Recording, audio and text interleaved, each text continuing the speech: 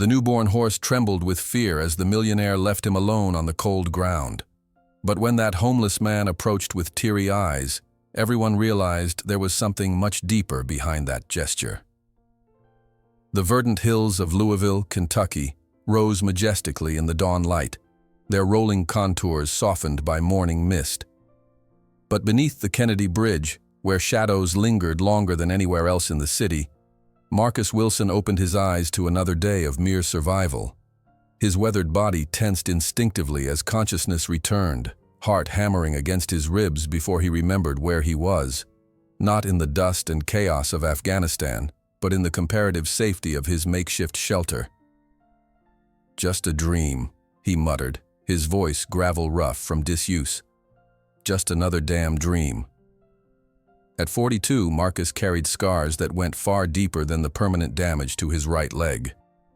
The nightmare had been the same one, the explosion that took Johnson, Rivera, and Chen, the screams that still echoed in his ears years later. He ran a calloused hand across 3 days of stubble, feeling the fine tremor in his fingers that never quite went away. Rising carefully from his bedroll, Marcus tested his weight on his bad leg.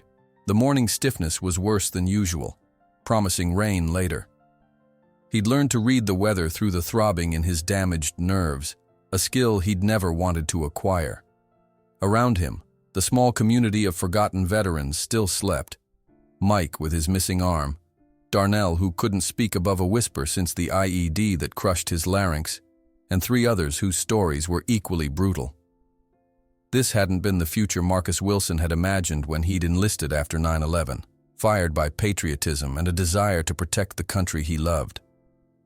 Back then, he'd been building something meaningful, the county's first equine therapy program for autistic children. The local paper had even run a feature, The Horse Whisperer of Louisville, celebrating his gift with troubled animals. Marcus limped to the edge of the bridge's shadow, looking out across the city awakening in the distance. His mind drifted to before the war, before the explosion, before everything fell apart. He could almost smell the sweet hay and leather of his father's modest training facility, where he'd grown up learning the silent language of horses. "Son," his father had told him once, "some folks train horses with fear, quicker that way. But a horse that trusts you, that's something else entirely."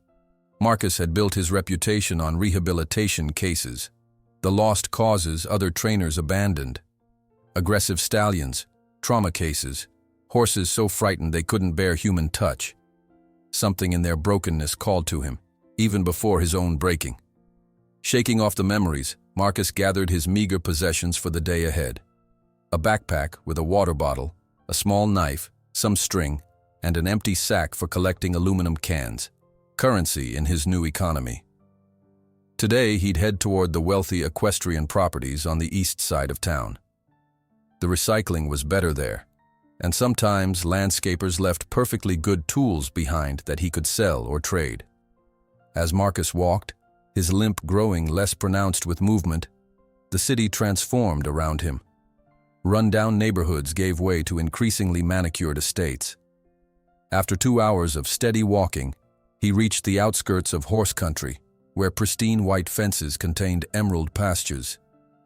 Thoroughbreds worth more than he'd ever earn in a lifetime grazed lazily, their sleek coats gleaming in the morning sun. He moved carefully along the road, keeping his head down when cars passed. Experience had taught him that his presence made the wealthy uncomfortable, a walking reminder of the cost of wars they supported from a comfortable distance. The sound came to him on the wind, faint at first, almost imagined. A high, desperate whinny that was different from the casual communications of pastured horses. This was a sound of distress, of pure animal fear. Marcus stopped, head tilted, listening. It came again, cutting through his defenses like a blade. Without conscious decision, Marcus found himself moving toward the sound, leaving the road for a tree line that ran alongside an imposing property. A discreet sign identified it as Blue Blood Stables, the exclusive operation owned by Texas oil magnate Richard Montgomery, whose obsession with winning the Kentucky Derby was legendary in racing circles. Marcus hesitated at the property line, aware that trespassing could mean arrest. But the sound came again, weaker now, more desperate, and something in it resonated with a place deep inside him. It was the sound of abandonment, of having given up on help arriving.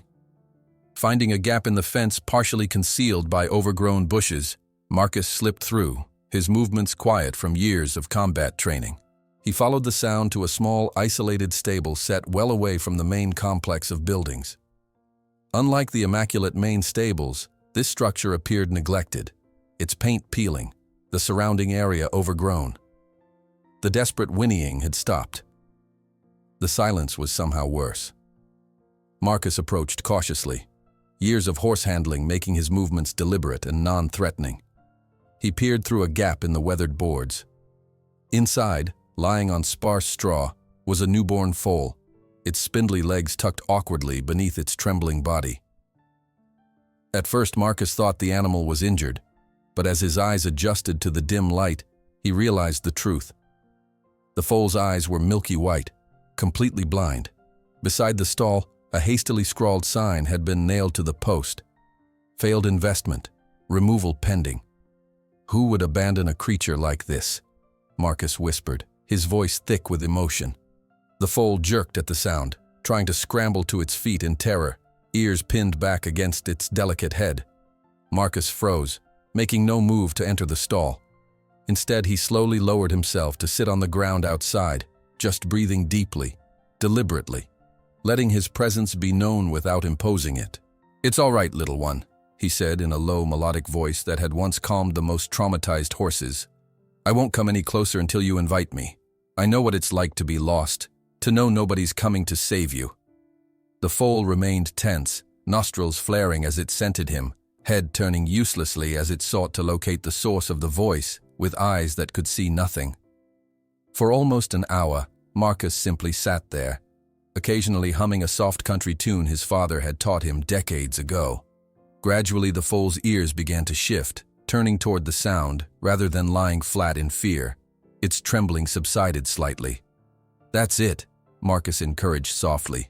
"Nobody's going to hurt you today." He studied the foal more carefully. A colt, he determined, no more than a few days old. Likely pure thoroughbred given the stable's reputation, but with the blindness, worthless to racing interests. The milky whiteness of the eyes suggested congenital blindness, not an injury. Marcus had seen it once before, years ago. A perfectly healthy foal in every other way, discarded for a defect that made it commercially non-viable. The shadows lengthened, and Marcus realized he needed to leave before workers returned and discovered him. Rising slowly, he spoke again to the colt. "I'll be back tomorrow, Horizon. That's your name now, because even though you can't see, I think you can see beyond what others can." The name had come to him suddenly, feeling right in a way he couldn't explain. There's more to life than running in circles for people's entertainment anyway. The following day, Marcus returned with several apples he'd managed to take from an untended orchard. As he approached the isolated stable, a ranch hand emerged from around the corner, his face hardening at the sight of Marcus. "Hey, what are you doing here?" the man demanded, hand moving to his phone.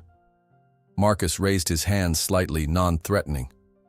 "Just checking on the foal." The man's expression shifted from suspicion to dismissal. "That blind colt? Just waiting for the slaughterhouse truck. Mr. Montgomery doesn't keep defective horses." The casual cruelty of the statement hit Marcus like a physical blow.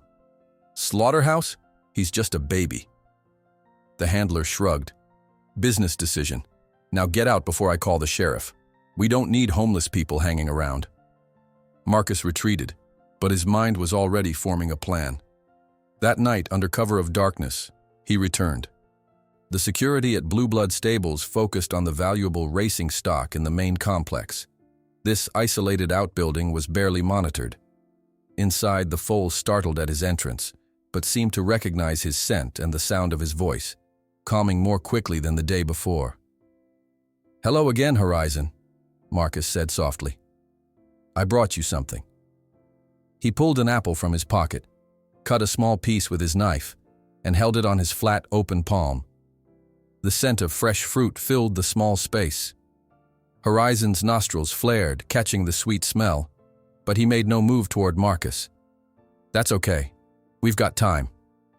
Marcus placed the apple piece on the ground between them and settled back. For an hour, he simply talked to the foal in a low, steady voice, telling him about the outside world, about the rolling hills of Kentucky, about what stars looked like.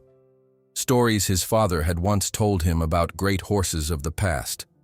"There was a stallion called Man-o'-War," he said. "Some say he was the greatest racehorse who ever lived, but you know what made him special? It wasn't just speed. They said he had heart, that indefinable something that can't be measured or bred for." As he talked, Horizon gradually relaxed, his ears perpetually turned toward Marcus's voice, as if anchoring himself to the sound.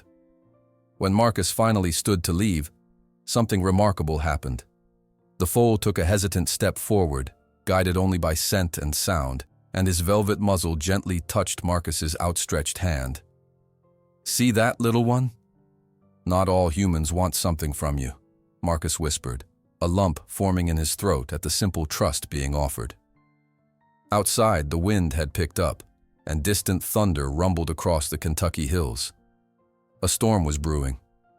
Marcus hesitated, knowing he should return to the relative shelter of the bridge. But the thought of leaving Horizon alone in the darkness, terrified by the thunder, a sound that frightened even horses who could see the harmless lightning, seemed suddenly impossible. Making a decision that could result in his arrest for trespassing, Marcus settled into the corner of the stall, prepared to stay through the storm. The risk seemed worth taking. After all, what did he have to lose that hadn't already been taken from him? When the first thunderclap exploded overhead, Horizon reared in panic, his tiny hooves pawing the air. Marcus remained still, fighting his own instinctive terror. Loud explosive sounds had triggered his flashbacks ever since Afghanistan. His heart raced, and for a moment, he was back there, dust and blood and screaming. But Horizon's fear pulled him back to the present. The foal needed him more than he needed to surrender to his own demons. Rising to his feet, Marcus began to sing softly, an old Appalachian lullaby his mother had sung to him as a child. He positioned himself between the foal and the storm raging outside, creating a human shield against the frightening world. Little by little, Horizon's panic subsided. The foal edged closer to Marcus, drawn to the steady voice that continued through each thunderclap. For the first time since returning from Afghanistan, Marcus found himself forgetting his own terror in the act of calming another living being. As the storm raged on, man and foal reached a fragile peace in each other's presence. When exhaustion finally overtook them both, Marcus slid down the wall to sit on the straw-covered floor. In the most surprising moment of trust yet, Horizon lowered himself carefully to the ground and, after several tentative adjustments, rested his head in Marcus's lap.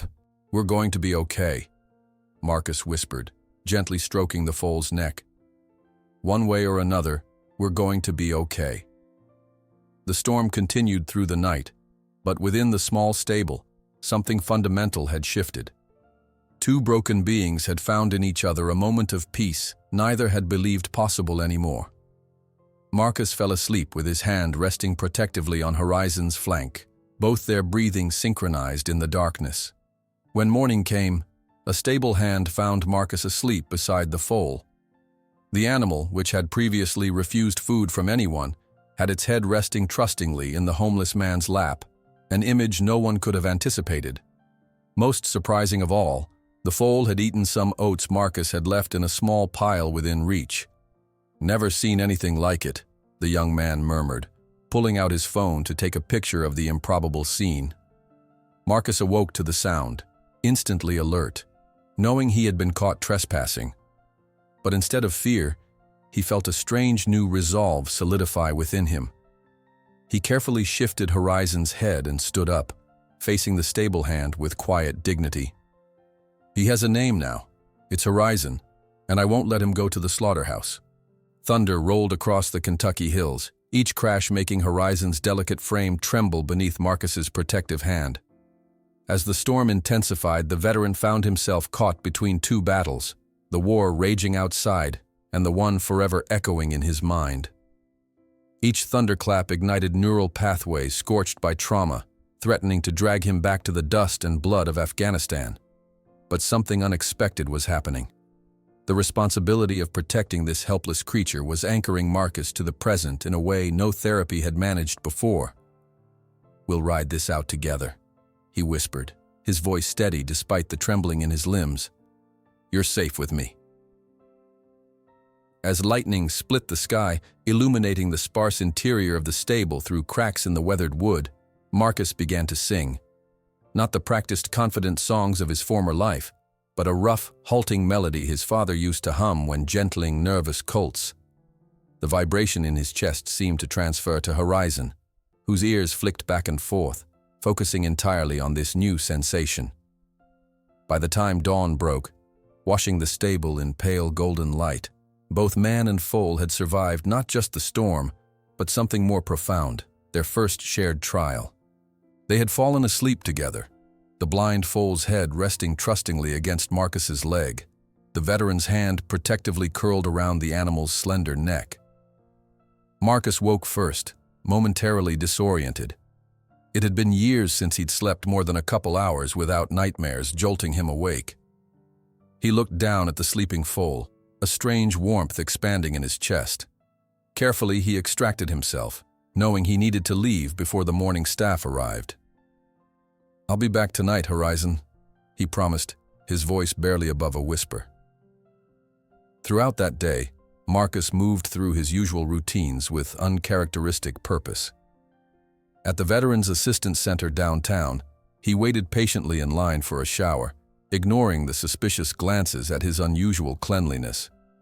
"You look different today, Wilson," remarked the volunteer manning the breakfast line, an older woman who'd lost her son in Desert Storm. "Got a job interview or something?" Marcus managed a small smile, accepting a tray of powdered eggs and toast. "Something like that, Ms. Greta." He wolfed down the food, calculating how many hours until nightfall, when he could return to Blue Blood Stables. As he was leaving, a glint of metal caught his eye in a trash can near the door, a battered harmonica, tarnished but intact. Marcus hesitated only a moment before retrieving it, slipping it into his pocket like a talisman. That evening, he arrived at the isolated stable carrying a small burlap sack containing his treasures. The harmonica, a soft brush he'd found discarded behind a pet store, and a few carrots begged from a sympathetic produce vendor who occasionally slipped him vegetables too imperfect to sell. Horizon sensed his presence immediately, head lifting, nostrils flaring to capture Marcus's scent. The foal's reaction was dramatically different from their first encounter. Ears pricked forward in recognition rather than flattened in fear.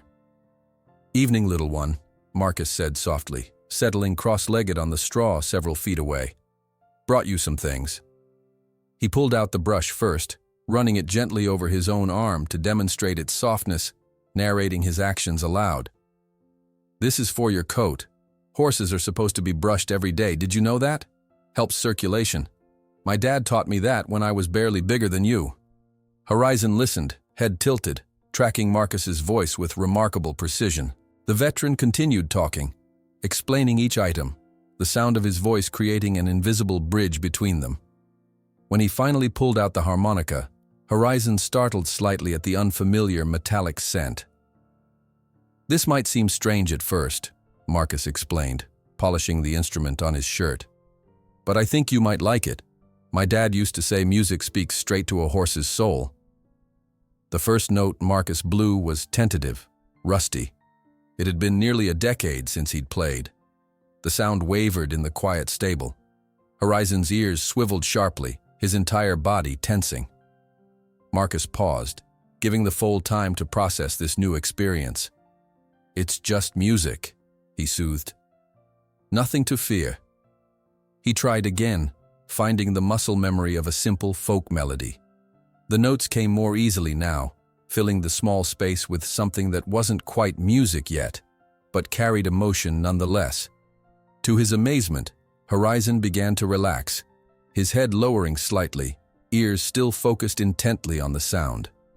For nearly an hour, Marcus alternated between playing snippets of melody and talking softly about the meaning behind each tune, The harmonica became a bridge between them, transforming the silent Vetterson into a steady source of sound the blind foal could orient himself by.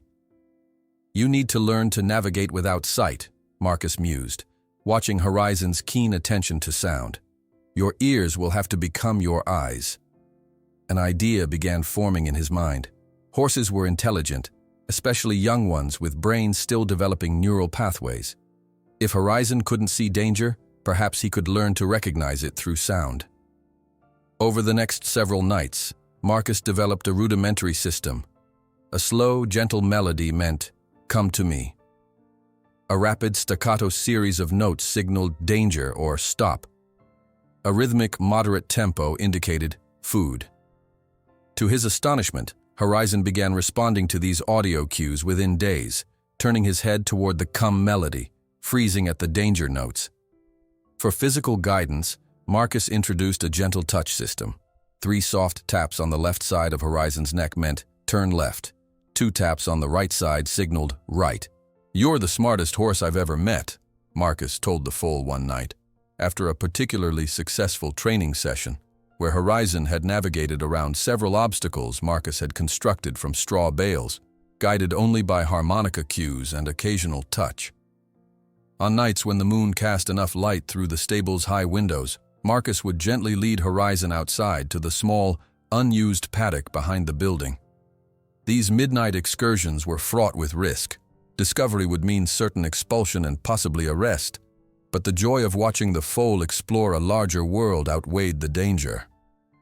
"Feel the different texture under your hooves?" Marcus would murmur, maintaining a constant stream of verbal contact. "That's grass. And that cooler sensation? That's dew. The warmth on your back is moonlight." During these quiet sessions, Marcus found himself describing a world Horizon would never see, but could experience through his other senses. He explained the changing seasons, the smell of approaching rain, the sound of distant traffic.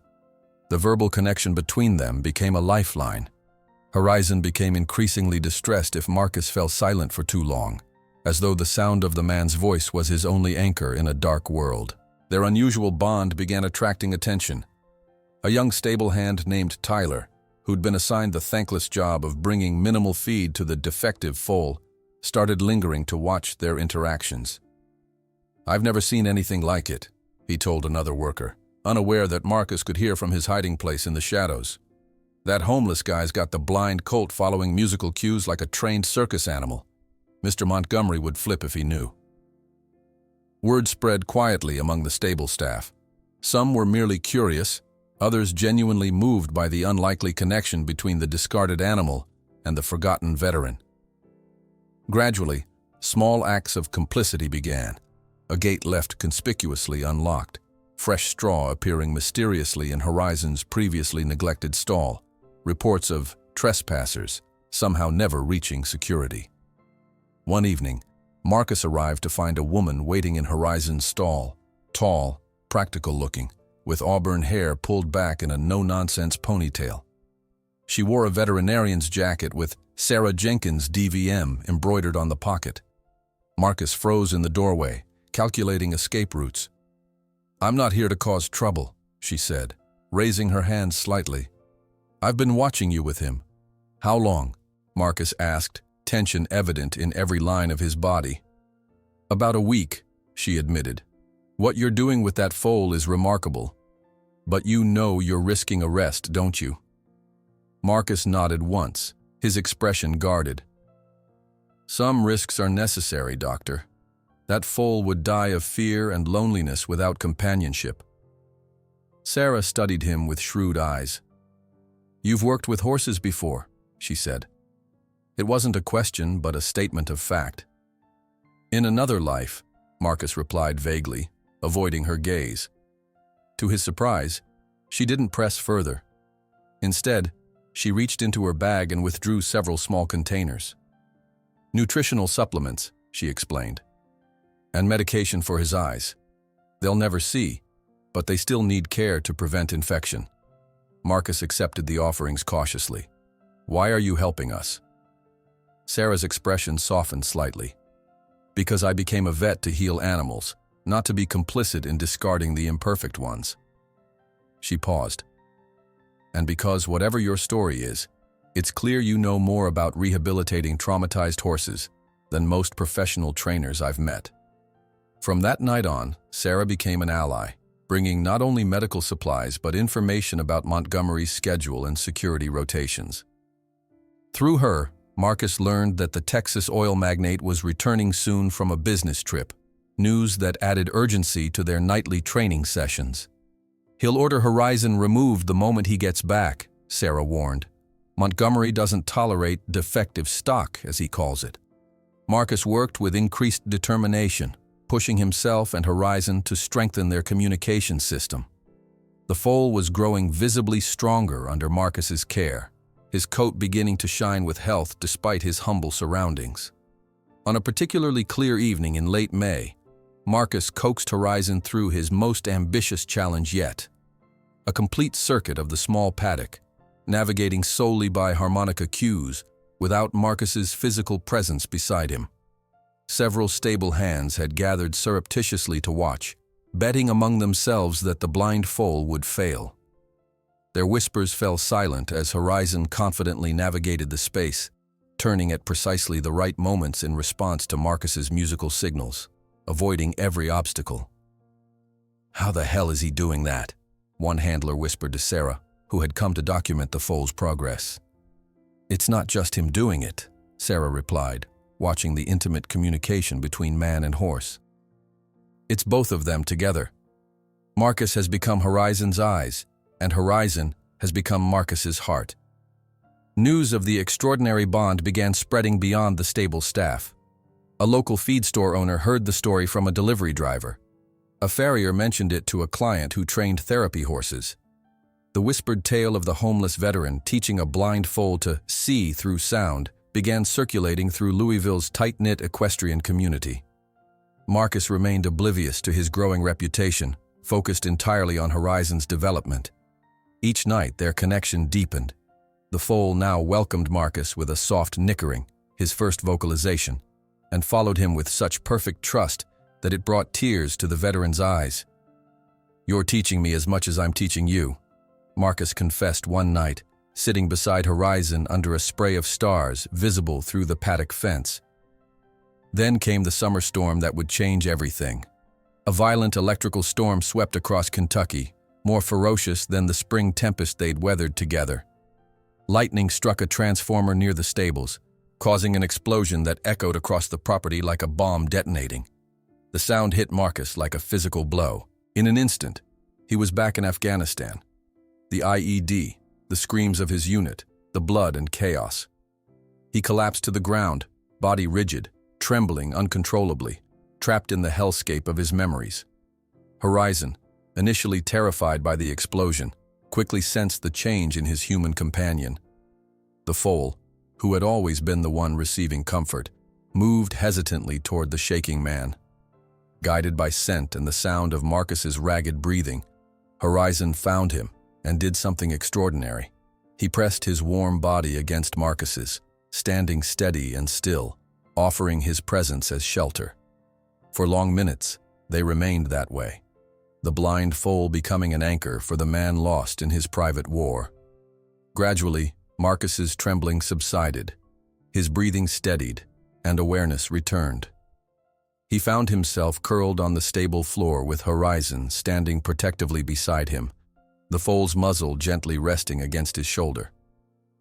For the first time in years, Marcus cried openly, arms encircling the foal's neck. "We're healing each other, aren't we?" he whispered through tears. The photograph of Marcus and Horizon circulated quickly among the stable hands, passing from phone to phone with hushed comments. By morning, the night shift had shared it with the day workers, creating a ripple of fascination throughout Blue Blood stables. The image captured something raw and authentic. The homeless veteran curled protectively around the blind foal, both sleeping peacefully despite their broken worlds. The air was charged with electricity the following morning as a sleek black Bentley rolled through the main gates of Blue Blood stables. Richard Montgomery had returned from Texas earlier than expected, his mood fouler than usual after losing a bidding war for a promising yearling at a Houston auction. The staff straightened as the oil magnate emerged from his vehicle, his tailored suit incongruous against the working environment of the stables. "Harrison," Montgomery barked at his stable manager, "walk me through what I've missed." The manager, a thin man with perpetually worried eyes, fell into step beside his employer. "Sir, Moonshot's recovery is ahead of schedule. The new training regimen for Destiny's Fortune is showing promising results. And what about this nonsense I'm hearing about some vagrant hanging around my property?" Montgomery cut in, his steel-gray eyes narrowing. "My security team called with some ridiculous story." Harrison swallowed visibly. "Yes, sir. There's been a situation with the blind foal in the isolation stable." Montgomery waved dismissively. "That worthless investment? It should have been removed days ago." "Well, sir, there's been a complication." Harrison pulled out his phone, showing Montgomery the now famous photograph. "This homeless veteran has been working with the foal. At night, the animal has made remarkable progress under his guidance." Montgomery stared at the image, his expression hardening. "You're telling me we have a trespasser, a vagrant, breaking into my stables nightly, and instead of having him arrested, my staff is taking pictures. Sir, the results have been quite extraordinary. The blind foal is now responding to—" "That animal doesn't warrant the space it occupies," Montgomery interrupted coldly. "And I will not tolerate trespassers on my property, regardless of their intentions." His voice dropped to a dangerous register. "Secure the premises properly, post guards if necessary, and have that defective foal removed immediately. Are we clear?" "Yes, sir," Harrison replied, his gaze dropping to the ground. "I don't pay for sentiment, Harrison. I pay for results. That blind foal will never produce results." As Montgomery strode toward the main office building, the stable hands exchanged meaningful glances. Word of the confrontation spread quickly throughout the property, eventually reaching Sarah Jenkins as she arrived for her weekly veterinary rounds. Sarah had been observing Marcus and Horizon's interactions for several days now, consistently amazed by the techniques the veteran employed. That afternoon, she deliberately scheduled the isolated stable for last on her rounds, timing her visit when she knew most staff would be occupied with evening feeding routines. From her hidden vantage point behind a stack of hay bales, she watched as Marcus guided Horizon through a series of increasingly complex movements using only his harmonica. The foal, growing more confident daily, responded to each musical cue with remarkable precision, turning left or right as different melodies indicated, stopping immediately when a sharp staccato pattern sounded. "That's incredible," Sarah murmured to herself as Horizon successfully navigated around several obstacles Marcus had arranged, never once bumping into them despite his blindness. When Marcus finally led the foal back to his stall, Sarah approached quietly, making her footsteps audible so as not to startle him. "What you're doing with that foal is remarkable," she said, keeping her voice low. "But you know you're risking arrest, don't you?" Marcus tensed immediately, eyes darting toward potential escape routes. His posture reminded Sarah of wounded animals she'd treated, wary, expecting pain from every human encounter. "Some risks are necessary, Doctor," he finally replied, his voice carrying the gravel of someone who rarely speaks. "That foal would die of fear and loneliness without companionship." Sarah studied him thoughtfully. The expertise he displayed went well beyond basic horse handling. His techniques reflected years of specialized training and innate understanding of equine psychology. "You've worked with horses before?" she observed, stating it as fact rather than question. Marcus's eyes flickered away. "In another life," he said vaguely, clearly uncomfortable with personal questions. Sarah nodded, accepting his reticence. Instead of pressing, she reached into her medical bag and withdrew several containers. "Nutritional supplements," she explained, placing them on a nearby shelf. "And some medication for his eyes.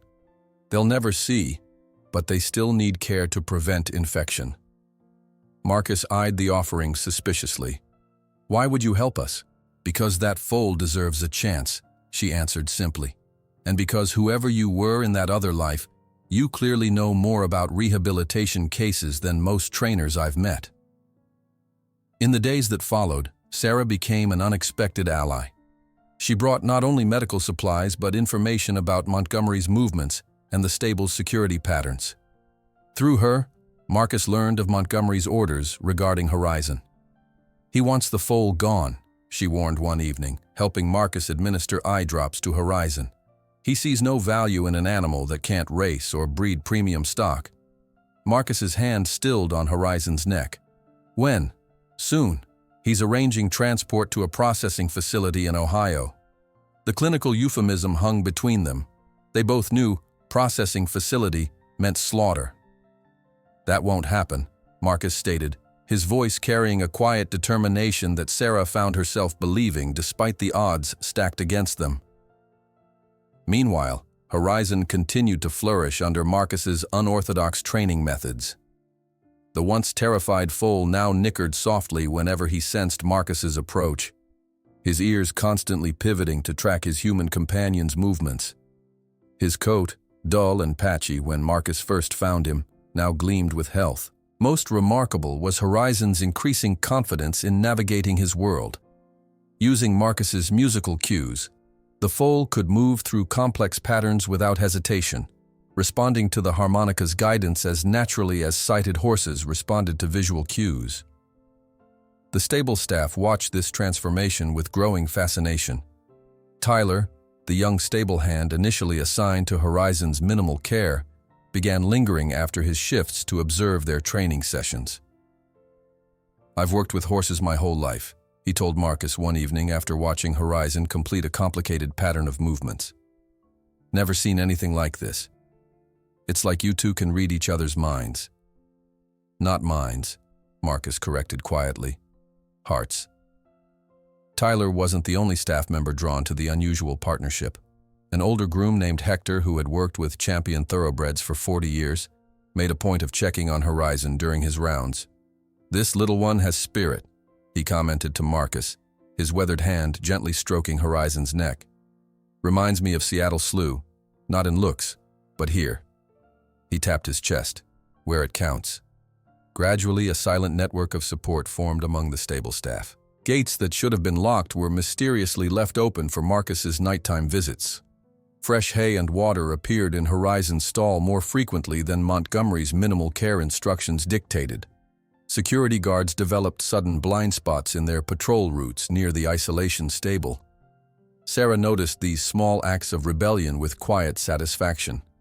After one evening's training session, she watched as Marcus removed a frayed rope halter he'd fashioned for Horizon, replacing it with a proper leather one that seemed to appear from nowhere. "The tack room had an extra," explained Hector with a wink when Sarah raised an eyebrow. The following afternoon, Sarah found herself facing Montgomery directly when he unexpectedly appeared during her examination of a valuable mare. "Dr. Jenkins," he acknowledged coldly. "I understand you've been spending considerable time with that blind foal." Sarah kept her expression neutral. "Part of my job is monitoring all equines on the property, Mr. Montgomery." "Is it also part of your job to enable trespassers?" he asked, his tone dangerously soft. Sarah met his gaze steadily. "If you're referring to the improvements in the foal's condition, those are simply the result of proper veterinary care. The animal is thriving now. It would be cruel and unnecessary to euthanize him." Montgomery's expression hardened. "I don't pay you for moral lectures, Doctor. I pay you to care for my champions. That blind foal is not among them." "With all due respect, sir, the American Veterinary Medical Association has ethical guidelines regarding—" "Your contract is with Blue Blood Stables, not with some veterinary ethics committee," Montgomery interrupted. "Remember that before you decide where your loyalties lie." The threat hung in the air between them. Sarah nodded stiffly, understanding she was risking her professional relationship with one of the wealthiest clients in Kentucky's horse country. As Montgomery walked away, Sarah realized that the story of Marcus and Horizon had become something larger than a homeless veteran and a discarded foal. It had evolved into a quiet rebellion against the cold calculations that determined an animal's worth solely by its commercial potential. That evening, the storm that had been building all day finally broke over the Kentucky hills. Rain pounded against the stable roof as lightning fractured the sky. Inside, Marcus worked with Horizon on a new set of commands, unaware that this night would mark a turning point in their journey. The lightning strike hit a transformer on the property with an explosive crack that echoed like artillery fire. The stable lights flickered and died, plunging everything into darkness broken only by flashes of lightning through the windows. For Marcus, the sound catapulted him instantly back to Afghanistan, the IED explosion that had killed his friends and shattered his leg. His body responded before his mind could intervene, dropping him to the ground as combat instincts took over. His lungs constricted, heart hammering against his ribs as the flashback consumed him. In his mind, he was back in the dust and chaos, the screams of his unit filling his ears, the taste of blood and sand in his mouth. Horizon, initially startled by the explosion, quickly sensed the change in his human companion. The foal, who had always been the recipient of comfort during storms, hesitated only briefly before approaching the spot where Marcus had collapsed. Guided by his acute hearing and sense of smell, Horizon located Marcus and did something extraordinary. He pressed his warm body against the trembling man, standing steady and still, offering his presence as anchor in the storm of memory. For long minutes, they remained that way, the blind foal becoming eyes for the man lost in his private darkness. Gradually, Marcus's breathing steadied, his trembling subsided, and awareness returned.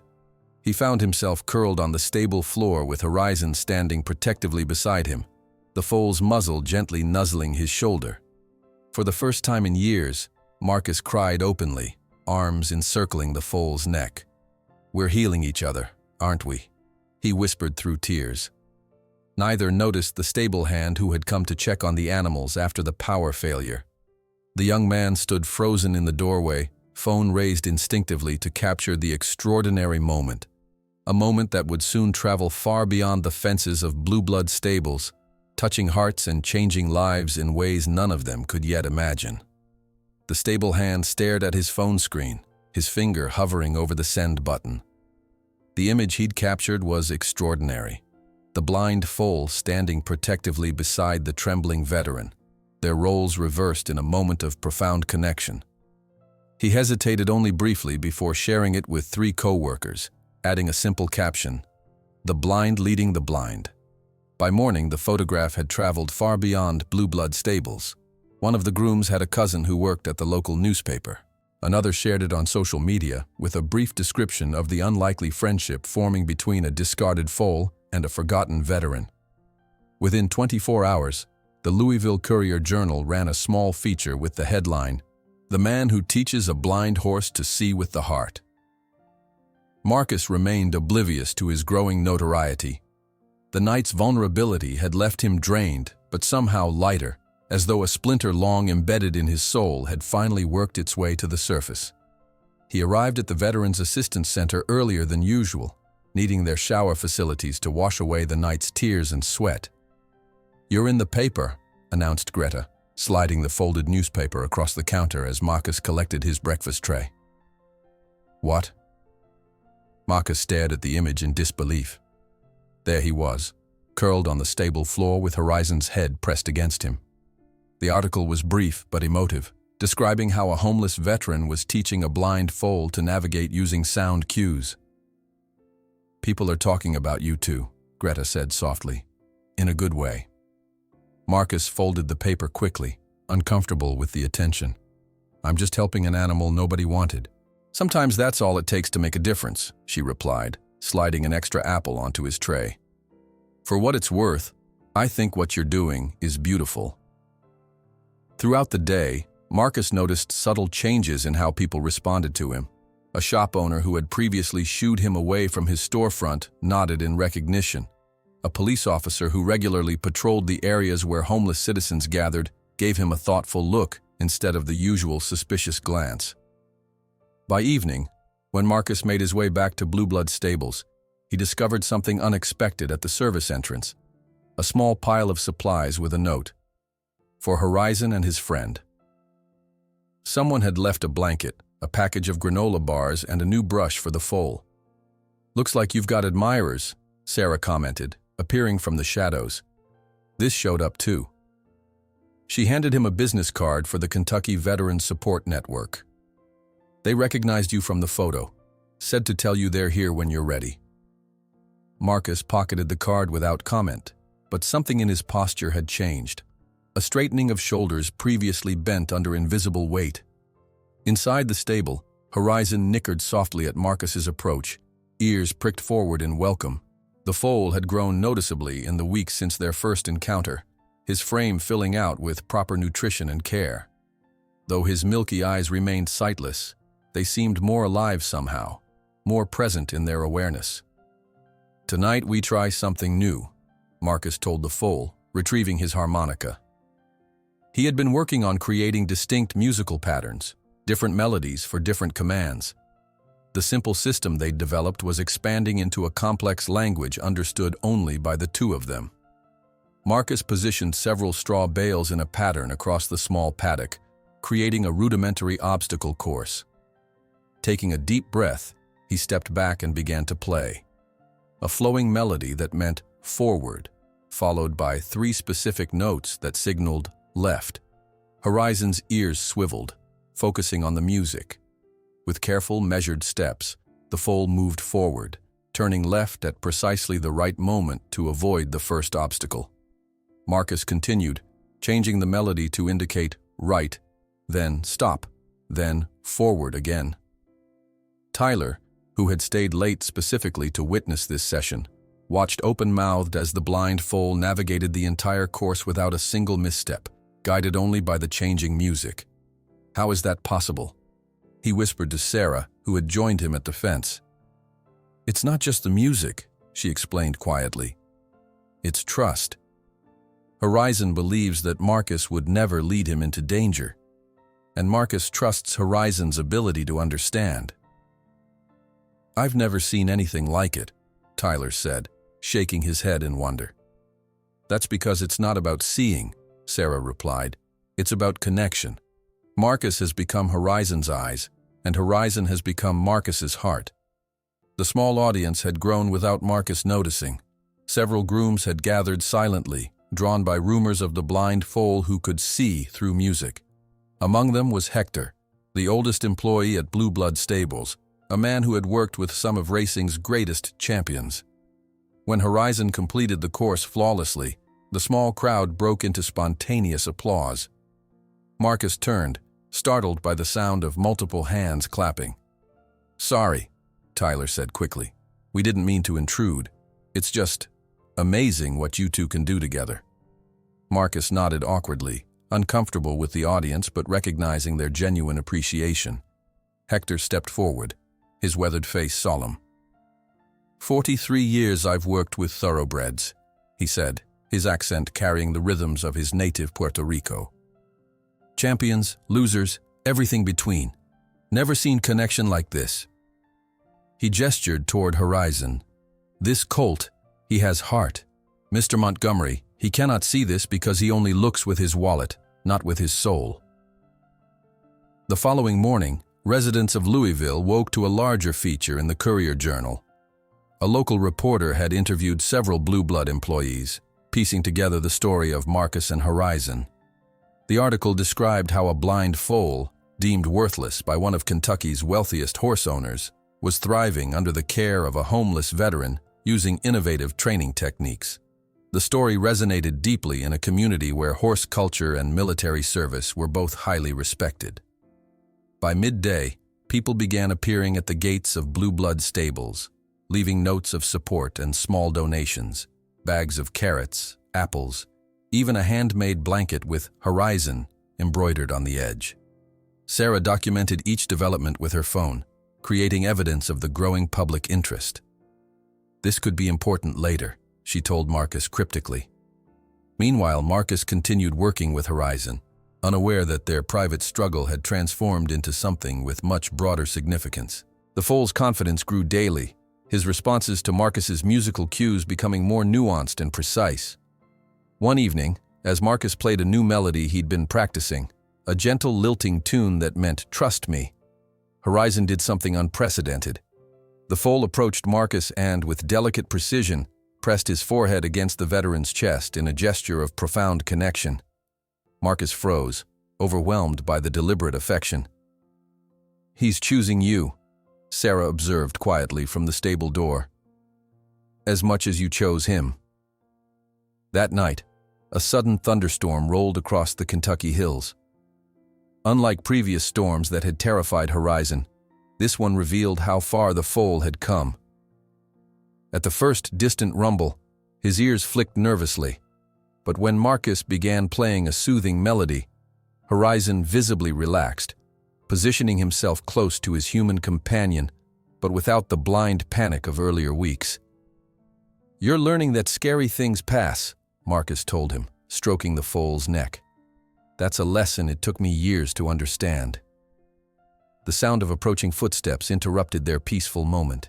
Montgomery appeared in the stable doorway, his expression thunderous as he surveyed the scene. Marcus sitting on a hay bale, harmonica in hand, the blind foal standing calmly beside him despite the storm raging outside. "So the rumors are true," Montgomery said coldly. "You've made yourself quite at home with my property." Marcus stood slowly, positioning himself slightly in front of Horizon. The foal sensed the tension immediately, his ears flattening as he picked up on Marcus's changed breathing and posture. "You abandoned him," Marcus replied, his voice steady despite the adrenaline surging through his system. "Left him to die or be slaughtered. That's business," Montgomery said dismissively. "This animal has no commercial value. He has value beyond what you can sell him for." Montgomery laughed without humor. Philosophy from a vagrant. How enlightening. His expression hardened. "You have 24 hours to disappear. This foal is my property, however worthless it may be, and you are trespassing." Despite the intimidation, Marcus felt a strange new strength flowing through him, a dignity he had forgotten existed. He straightened to his full height, meeting Montgomery's gaze directly. "Horizon isn't an object, Mr. Montgomery. He's a living being who was abandoned. Under Kentucky law, abandonment constitutes relinquishment of property." Montgomery's eyebrows rose slightly, surprise flickering across his features before settling back into contempt. "You're a lawyer now, vagrant," he scoffed. "We'll see what the police say about this tomorrow." After Montgomery stalked away, Marcus released a shaky breath. Horizon immediately pressed against him, sensing his distress. The foal's presence was steadying, a reminder of why this fight mattered. "We'll figure something out," Marcus promised, though he had no idea what options remained. That night, as a gentle rain replaced the earlier thunderstorm, Sarah appeared with a folder of documents and determination in her eyes. "The Kentucky Animal Protection Association is willing to intervene," she explained, spreading papers across an overturned feed bucket. "And I've been making calls to everyone I know in the equestrian community. There's growing support for what you're doing here." Marcus nodded gratefully, but his expression remained troubled. "Montgomery has money and influence. We have a homeless veteran and a blind foal." "We also have this," Sarah countered, pulling out her phone to show him the outpouring of public support on social media. "Sometimes the court of public opinion matters more than actual courts." She hesitated, then pulled a final document from her folder, a yellowed newspaper clipping featuring a younger, healthier Marcus Wilson standing proudly beside a child in a wheelchair and a gentle therapy horse. "There's something else you should know," she said quietly. "I discovered who you are, Marcus Wilson, the famous therapeutic riding instructor who disappeared after returning from the war. The man who was once invited to the White House for his pioneering work with autistic children." Marcus stared at the image from his past life, his face paling. The man in the photograph seemed like a stranger, confident, whole, full of purpose. A man who hadn't yet seen his friends blown apart in the dust of Afghanistan. "That man died overseas," he said bitterly, turning away from the image. "No, he didn't," Sarah replied gently, pointing toward Horizon, who had moved to stand beside Marcus, as if sensing his distress. "He just needed to find the right reason to keep living." Sarah's words hung in the air between them, an unexpected lifeline thrown across the chasm of Marcus's broken past. The photograph in her hand, evidence of a life he'd tried desperately to forget, reflected a man he barely recognized anymore. Before he could formulate a response, the distant sound of vehicles approaching broke the moment. "Someone's coming," Marcus whispered, instinctively moving closer to Horizon, who sensed the tension and pressed against his side. Sarah quickly gathered her documents. "Stay here, let me check." Dawn was breaking over Blue Blood stables as two police cruisers and a large animal transport van rolled through the main gates. Richard Montgomery stood waiting, impeccably dressed in a tailored Italian suit despite the early hour, a satisfied smile playing at the corners of his mouth. The stable yard was unusually quiet, most workers conspicuously absent from their normal morning routines. "Sheriff Daniels, thank you for responding so promptly," Montgomery said, extending his hand to the uniformed officer who emerged from the lead vehicle. "As I explained on the phone, we have an intruder who's been trespassing on my property for weeks now, interfering with my livestock." The sheriff nodded, looking uncomfortable. "Happy to help, Mr. Montgomery, though I must say this situation sounds unusual." "It's straightforward trespassing and potential theft," Montgomery countered smoothly.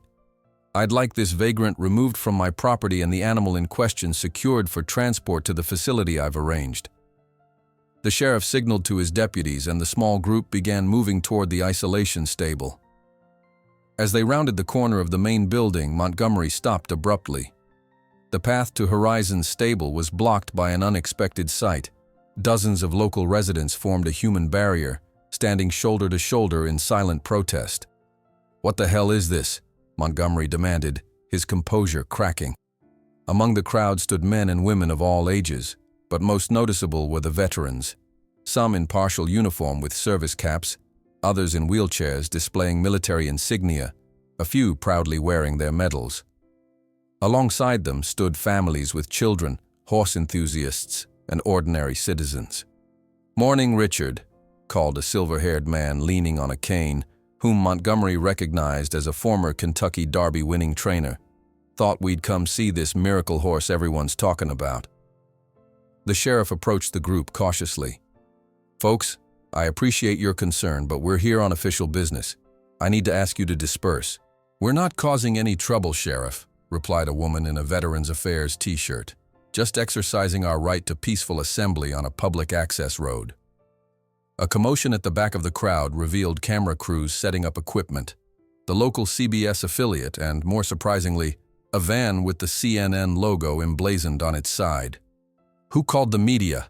Montgomery hissed, his face flushing with anger. Sarah stepped forward from the crowd, a folder of documents clutched in her hand. "I did, Mr. Montgomery, along with animal welfare advocates, the Veteran Support Network, and the Equine Therapy Association." She approached the sheriff directly. "Sheriff Daniels, I'm Dr. Sarah Jenkins, the veterinarian of record for Blue Blood Stables. I have some documentation you should review before proceeding." The sheriff accepted the folder, scanning its contents with increasing concern. "This appears to be a temporary restraining order preventing the removal of the foal called Horizon pending an investigation into animal neglect," he said, looking up at Montgomery. "That's preposterous," Montgomery sputtered. "This is my property. The order is signed by Judge Harrington," the sheriff continued, "along with veterinary records documenting abandonment, denial of adequate medical care, and stated intention to send a healthy animal for slaughter solely because of a congenital condition." He turned to one of his deputies. "These look legitimate. We can't proceed with removal of the animal until this is resolved in court." Montgomery's face had turned an alarming shade of red. "This is absurd. I'll have your badge for this, Daniels. That vagrant is trespassing on my property." A hush fell over the crowd as the stable door opened and Marcus emerged, Horizon following close behind him without lead or halter. The transformation in both was remarkable. Marcus stood tall, a dignity evident in his posture that belied his ragged clothes.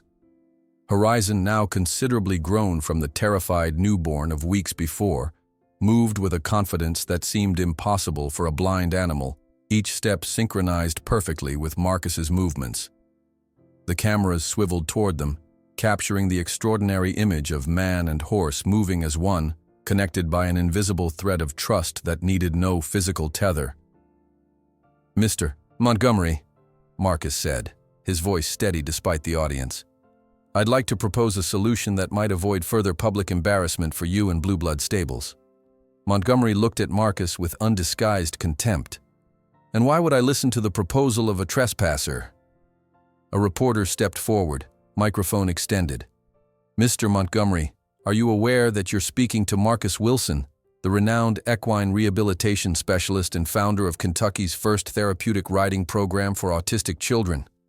The man who received the Bronze Star for saving 4 fellow soldiers under enemy fire in Afghanistan? Montgomery's expression faltered as he reassessed the man standing before him.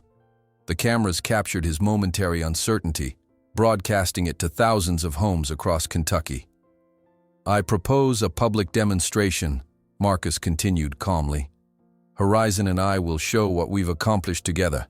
If we fail to impress the audience and you, I'll leave without contest. And if you do impress? Montgomery asked cautiously, aware of the cameras recording every word. Sarah stepped forward with a document in hand. Then you'll officially donate Horizon to the Second Chances Foundation of Louisville, which is prepared to launch a therapeutic riding program for veterans with PTSD and children with disabilities. She held up additional papers. We already have initial funding and a location. We just need Horizon. Montgomery glanced around, assessing his predicament. Cameras documented his every expression. The crowd waited in expectant silence, and the sheriff stood by, clearly unwilling to enforce removal of the foal against a judge's order. With the calculated precision of a man accustomed to public relations challenges, Montgomery made his decision. I accept your demonstration, he said finally, forcing a smile that didn't reach his eyes. Next Saturday, before the preliminary Derby races, if this blind foal can actually do something beyond stumbling over its own hooves, I'll consider your proposal. A cheer went up from the crowd. The cameras captured the moment as Marcus knelt beside Horizon, the foal instinctively pressing his muzzle against the man's shoulder in a gesture of complete trust. The following days were a whirlwind of activity. News of the upcoming demonstration spread rapidly through Louisville's tight-knit equestrian community and beyond. The local press dubbed it the Miracle on Hooves, while veterans groups mobilized to support one of their own. Marcus and Horizon continued their training with renewed intensity, now with the added challenge of preparing for a public exhibition in an unfamiliar, potentially overwhelming environment. Sarah offered her family's small farm as a secure practice location, away from the curious eyes constantly appearing at Blue Blood's fences. We need to acclimate him to crowds and noise, Marcus explained as they worked in Sarah's paddock. Churchill Downs will be sensory overload for a horse who relies entirely on hearing and touch. Sarah watched as Marcus introduced new elements to their training, playing recordings of crowd noise at gradually increasing volumes, adding unfamiliar scents to Horizon's environment, practicing their routines with distractions intentionally placed to challenge the foal's concentration. Behind the scenes, Montgomery was not idle. His influence reached deep into Louisville's institutions, and he was not a man accustomed to losing. I want everything on Wilson, he instructed his private investigator. Arrest records, medical history, embarrassing incidents, anything we can use to discredit him before Saturday. He applied pressure to Churchill Downs management to cancel the demonstration, citing safety concerns. When that failed, he attempted to have the timing changed to conflict with a major race, ensuring minimal attendance. His efforts met unexpected resistance at every turn. The public has embraced this story, Mr. Montgomery, explained the Churchill Downs event coordinator apologetically. We've received more inquiries about this demonstration than about several of our stakes races. People want to see if it's really possible for a blind horse to perform with such precision. As Saturday approached, Marcus found himself at the center of a story that had grown far beyond a homeless veteran and a discarded foal. Television crews requested interviews, which he politely declined. Sponsors offered equipment and supplies for the future therapy program. The governor's office called, expressing interest in attending the demonstration. Through it all, Horizon remained Marcus's anchor, the one constant in a suddenly shifting world. The foal continued to respond to his musical cues with remarkable precision, their connection deepening with each session. When Marcus experienced a panic attack triggered by a news helicopter flying too low overhead, it was Horizon who sensed his distress first, pressing close to offer steady, grounding presence until the episode passed. On the eve of the demonstration, Montgomery made one final attempt to derail their plans. He arrived unannounced at Sarah's farm, where Marcus had been staying in a small tack room converted to temporary quarters. $100,000, Montgomery said without preamble, extending a check. Cash this today. Disappear tonight. No questions. No consequences.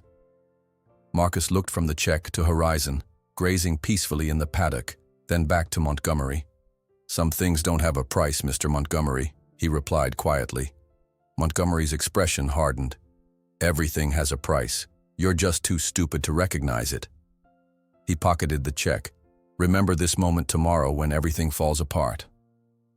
After Montgomery left, Marcus spent hours working with Horizon, refining their routine for the demonstration. The blind foal, now almost a yearling, had developed an uncanny ability to navigate using only sound cues. His trust in Marcus was absolute, allowing him to move confidently through complex patterns, guided solely by the changing melodies of the harmonica. As darkness fell, Marcus settled on a hay bale beside Horizon's stall, the foal resting his head on the veteran's shoulder in a now familiar gesture of affection. Whatever happens tomorrow, Marcus whispered, we've already won something more important than any public validation. The morning of the demonstration dawned clear and warm. Marcus woke early, his hand automatically reaching for his harmonica, the instrument that had become a bridge between his world and Horizon's. His phone buzzed with an incoming text from an unknown number. Watch the morning news. With a sense of foreboding, Marcus turned on the small television in Sarah's kitchen. The lead story on the local news showed grainy security footage of a bearded, disheveled man, unmistakably Marcus, in the midst of a violent episode at a shopping mall. The caption read, "The troubled past of Marcus Wilson, hero or hazard." The reporter's voice provided context. 3 years ago, Wilson was arrested following this public breakdown. Diagnosed with severe PTSD, after attacking a store display he reportedly mistook for an enemy combatant. Is this the man we want working with vulnerable populations? The footage showed Marcus being restrained by security guards, his face contorted in terror at enemies only he could see. He stared at the screen, not remembering the incident, but recognizing his own tortured expression, a man trapped in the horrors of his memory. They found your weakness, Sarah said quietly from the doorway. Montgomery is trying to turn public opinion against you before you even enter the ring. Marcus turned off the television, his hands trembling slightly. Maybe he's right. Maybe I am too damaged to be trusted. Sarah crossed the room and placed a hand on his shoulder. That's exactly what he wants you to believe. But remember, Horizon trusted you when he had every reason to fear humans. He saw something in you that went deeper than your wounds. Marcus nodded slowly, gathering his resolve. Outside, they could hear vehicles arriving, the transport that would take Horizon to Churchill Downs, and with it, the moment of truth that would determine both their futures. While he slipped the harmonica into his pocket, Marcus could feel the weight of the day ahead pressing down on him. But for the first time in years, he also felt something else, a purpose that transcended his own pain, a connection that had pulled him back from the edge of oblivion. Let's go show them what's possible, he said quietly to Horizon, who nuzzled his hand in response. Together.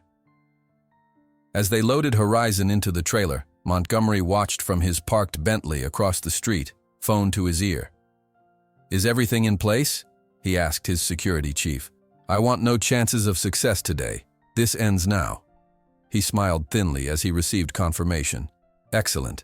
By this afternoon, Wilson will be back under his bridge where he belongs, and everyone will forget this sentimental nonsense. Montgomery's sleek Bentley disappeared down the gravel driveway, leaving behind a cloud of dust and the weight of his threat. Marcus watched until the luxury car vanished from sight, then turned toward Sarah's modest farmhouse, where preparations for tomorrow's demonstration continued. He's scared, Sarah observed, joining Marcus at the fence. Powerful men like Montgomery don't make personal visits unless they're genuinely worried.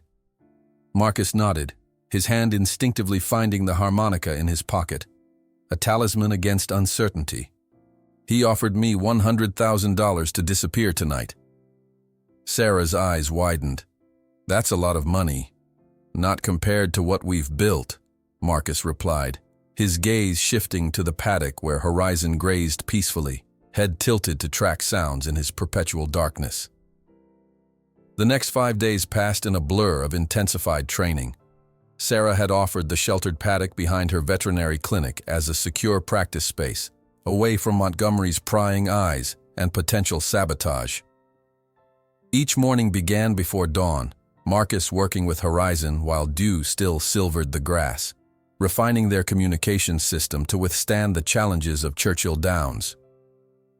We need to prepare him for noise levels he's never experienced, Marcus explained to Tyler, who had taken vacation days from Blue Blood Stables to help.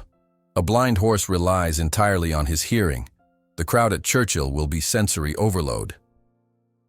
They began with recordings of race day ambience, playing them at gradually increasing volumes while Marcus guided Horizon through their routine. Initially, the unfamiliar cacophony of crowd noise made the colt's ears swivel anxiously, his body tensing as he tried to process the confusing sounds. "Easy, boy," Marcus soothed, his voice a steady anchor in the sea of noise. "Focus on the music, just like always." By the third day, Horizon had adapted remarkably, learning to filter out background noise and focus solely on Marcus's harmonica. They graduated to more challenging distractions, volunteers creating sudden movements at the periphery, unfamiliar objects placed in their practice area, even mimicking the sense of Churchill Downs by bringing in racing saddle pads and liniment. A small audience had begun gathering daily to watch their training sessions. News of the upcoming demonstration had spread throughout Louisville's equestrian community, drawing curious onlookers and supporters alike. Among them was a group of children from a local special needs program, their eyes wide with wonder as they watched the blind horse navigate obstacles with impossible precision. "He can't see anything?" asked a small girl in a wheelchair, her voice filled with amazement. "Not with his eyes," Marcus explained, kneeling beside her, "but he sees with his ears and with his heart." The girl nodded solemnly. "Like me. I can't walk, but I can see things other people miss." Such moments became frequent as word of their story spread. A local reporter who had initially come for a quick human interest piece ended up staying 3 hours, mesmerized by the communication between man and horse. "This isn't just about a blind horse," she told her editor later. "It's about redefining what we consider broken." Meanwhile, Montgomery was methodically deploying his considerable resources to ensure failure. His first target was Churchill Downs management. "The liability concerns are significant," he argued during an emergency meeting with the board. "A blind horse in a public demonstration? The potential for accidents is enormous." When this approach failed, the track's insurance underwriters found no prohibitive risk. Montgomery shifted tactics, pressuring key sponsors to withdraw their support. "I understand your foundation has expressed interest in funding this therapy program," he remarked casually to a prominent Louisville philanthropist during a charity gala. "You should know there are serious questions about Wilson's stability, PTSD episodes, violent outbursts. Not someone you want associated with your organization's good name." The Whisper campaign gained traction. 2 corporate sponsors quietly withdrew their pledges.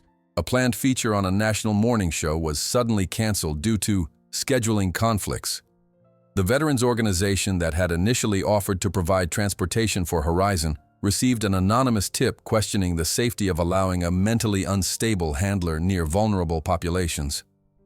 Sarah discovered the sabotage when she called to confirm final arrangements with their largest potential donor.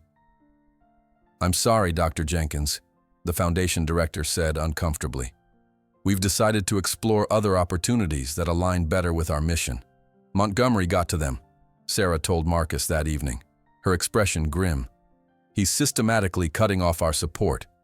Marcus nodded, unsurprised. Men like him believe everything has a price. Everyone can be bought or scared away. Despite these setbacks, unexpected allies emerged.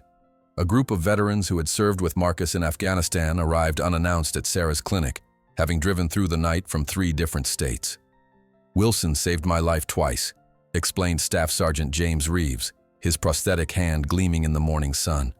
"Once in Kandahar, pulling me out of a burning Humvee. And again when he started that first equine therapy program, showed me I could still be worth something even with this." He raised his mechanical arm. "We're not letting him face this alone." The veterans formed a protective perimeter around Sarah's property, taking shifts to ensure no further sabotage could occur. Their presence attracted local media attention, creating a narrative that Montgomery couldn't easily dismiss. Decorated soldiers standing guard for one of their own. 2 days before the demonstration, a small girl with autism arrived with her mother. Marcus recognized her immediately from his previous program, Emma, who had spoken her first words to one of his therapy horses years ago. "She saw your picture in the paper," her mother explained, tears in her eyes. "She's been asking for Horseman ever since. We thought you were dead." Emma approached Horizon cautiously, her movements displaying the same careful deliberation the blind colt used to navigate his world. When she hummed a tuneless melody, Horizon's ears pricked forward, his head lowering to her level. "He listens different," she observed with unexpected clarity. "Like me." The girl's visit strengthened Marcus's resolve. That evening, as he reviewed their demonstration routine one final time, Sarah appeared with troubling news. "Someone slashed my tires," she said, showing him a picture on her phone. A crude note had been left under her windshield wiper. "Back off this case." Marcus's jaw tightened. Montgomery's getting desperate. Word of the intimidation spread quickly through their growing support network. By morning, volunteers had organized round-the-clock surveillance of the clinic, with off-duty police officers discreetly patrolling nearby. The community's response to Montgomery's tactics had become a story in itself, with local news featuring segments on the grassroots movement to protect Horizon. The day before the demonstration, Marcus worked with Horizon on their most challenging sequence yet, a complex pattern of movements timed perfectly to a musical composition Marcus had created specifically for their Churchill Downs appearance. The blind colt executed each transition flawlessly, responding to subtle changes in melody with precision that defied his disability. "He's ready," Sarah observed from the fence. "The question is, are you?" Marcus understood her concern. Despite his progress, the specter of his PTSD loomed large. What if the pressure triggered an episode during their demonstration? What if Montgomery had deliberately planned provocations to induce exactly that response? As if summoned by these thoughts, a black SUV with tinted windows pulled into the clinic's driveway that afternoon. Montgomery emerged alone, his expression unreadable as he approached Marcus in the paddock. "One last chance," he said without preamble, extending an envelope. 200,000, double my previous offer. Walk away tonight, no questions asked. Marcus didn't even glance at the envelope. "Some things aren't for sale, Mr. Montgomery." Montgomery's face hardened. "Everything has a price. You're just too stupid to recognize yours." He glanced toward Horizon, who had tensed at the sound of the unfamiliar voice. "You think this little performance tomorrow changes anything? I've built my fortune breaking men far more substantial than you." "Perhaps that's the difference between us," Marcus replied calmly. "I've spent my life building broken things back up. You've made yours tearing them down." Montgomery's laugh held no humor. "Philosophical vagrants, how charming." He turned to leave, then paused. "Enjoy your moment in the spotlight, Wilson. It won't last." That night, Marcus couldn't sleep. He paced the small tack room Sarah had converted to temporary quarters, replaying every aspect of their routine, anticipating potential problems. What if Horizon panicked at the crowd noise? What if the unfamiliar footing of Churchill Downs confused him? What if Montgomery had something planned that they couldn't possibly predict? Shortly after midnight, Marcus gave up on sleep and made his way to Horizon's stall. The colt nickered softly in greeting, his sightless eyes somehow finding Marcus in the darkness they both inhabited differently. "Tomorrow changes everything," Marcus whispered, stroking the colt's neck, one way or another. He settled on a hay bale beside the stall, harmonica in hand, playing softly, not commands now, but the gentle melodies his father had taught him as a child. Horizon rested his head over the stall door, ears focused on the music, two broken beings finding peace in each other's company. The final night before their demonstration passed this way, Marcus playing his harmonica while Horizon listened, neither needing more than the other's presence. At some point, exhaustion claimed Marcus, and he fell asleep against the stall door, his hand still resting on Horizon's neck. Dawn broke with the jarring sound of Marcus's phone. A text message from an unknown number contained just 5 words. "Watch the morning news now." With a growing sense of dread, Marcus made his way to the clinic's small break room and turned on the television. The morning news was running a special investigation segment.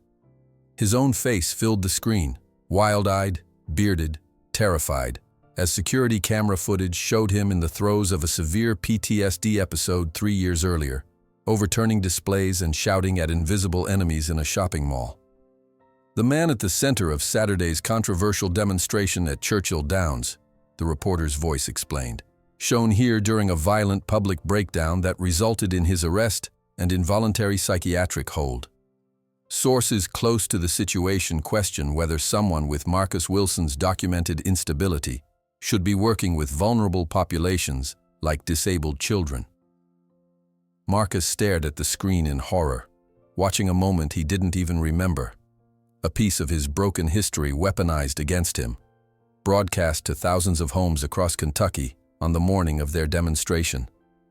Montgomery had found his most devastating attack, not against Horizon, but against the man who had given the discarded colt a second chance. Marcus stared at the television screen, his own face twisted in terror looking back at him. A moment from his past he couldn't even remember, now broadcast to thousands of homes across Kentucky. The security footage showed him overturning displays, cowering from invisible threats, security guards wrestling him to the ground. His stomach clenched as the reporter's clinical voice described the violent incident that had led to his psychiatric commitment. Sarah switched off the TV, her face tight with anger. "This is Montgomery's work.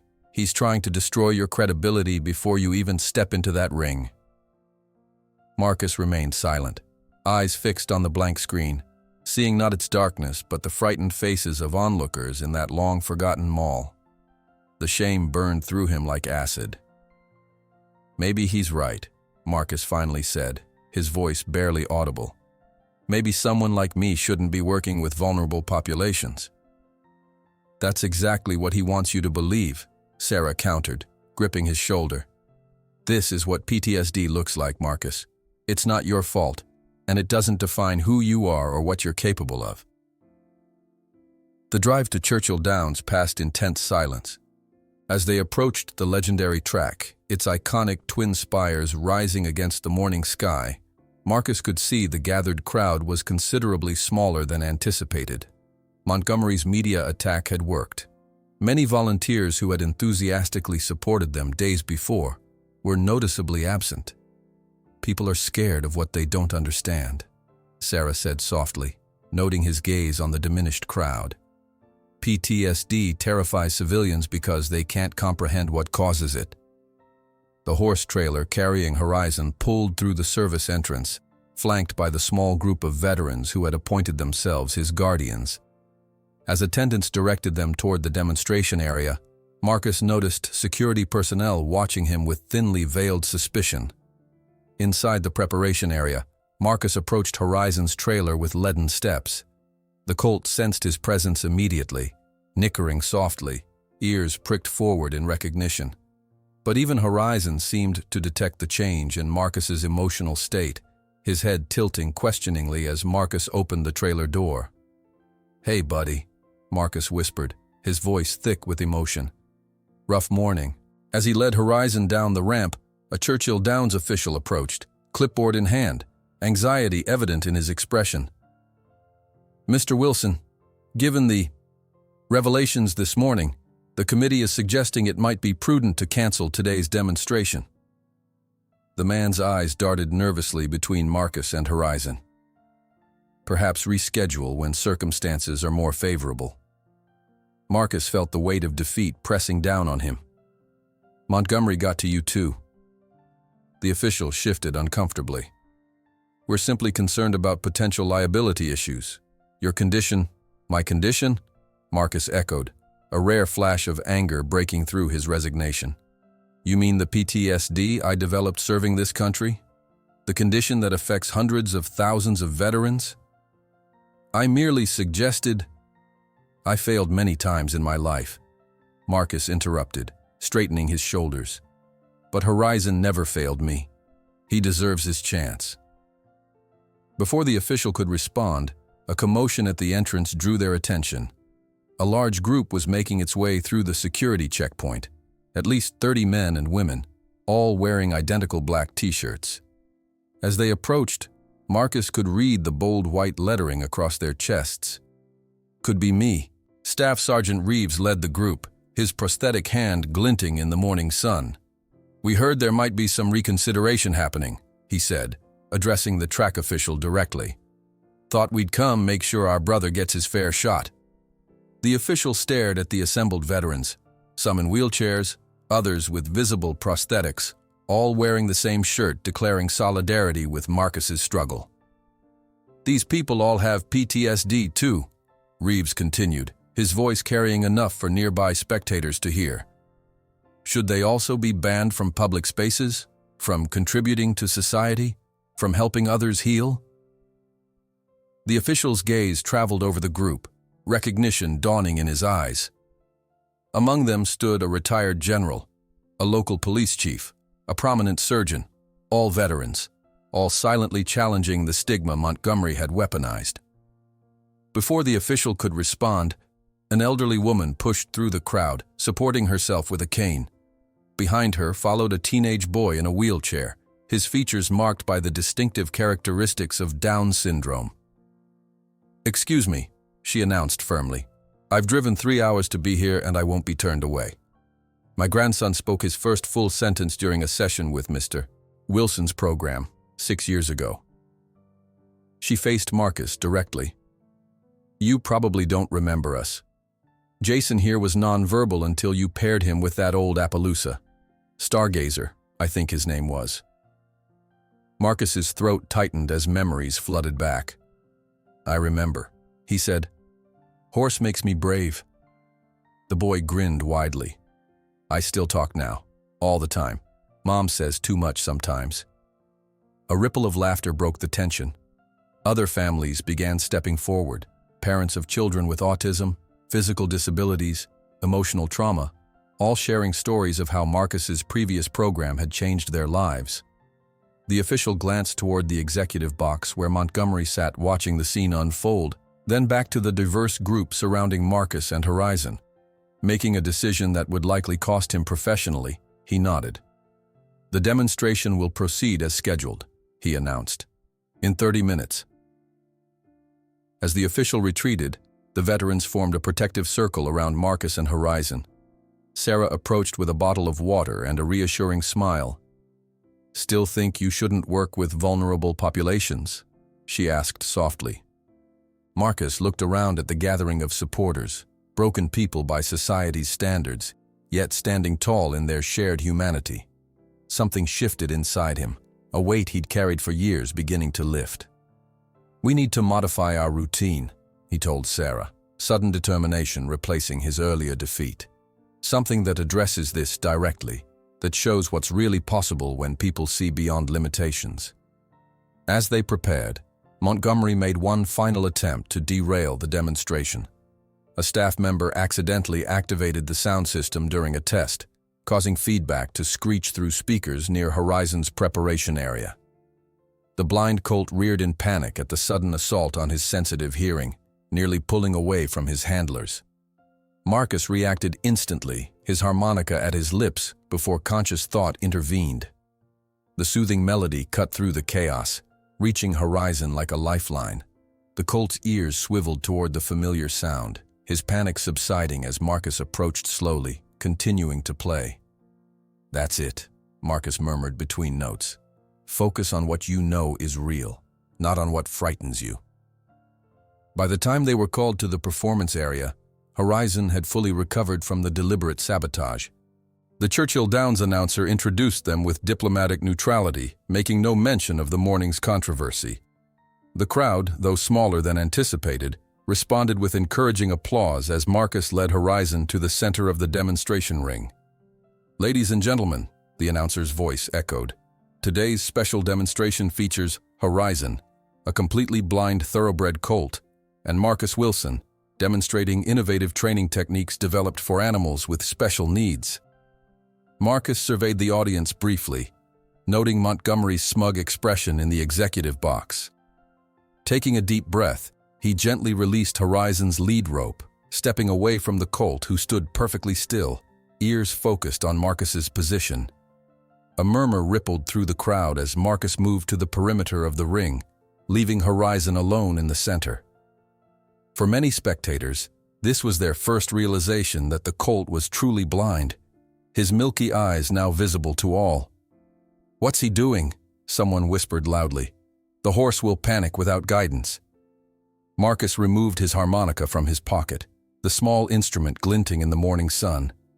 The audience fell silent as he began to play, not the rehearsed routine they had practiced, but something new, something that had awakened in Marcus that very morning.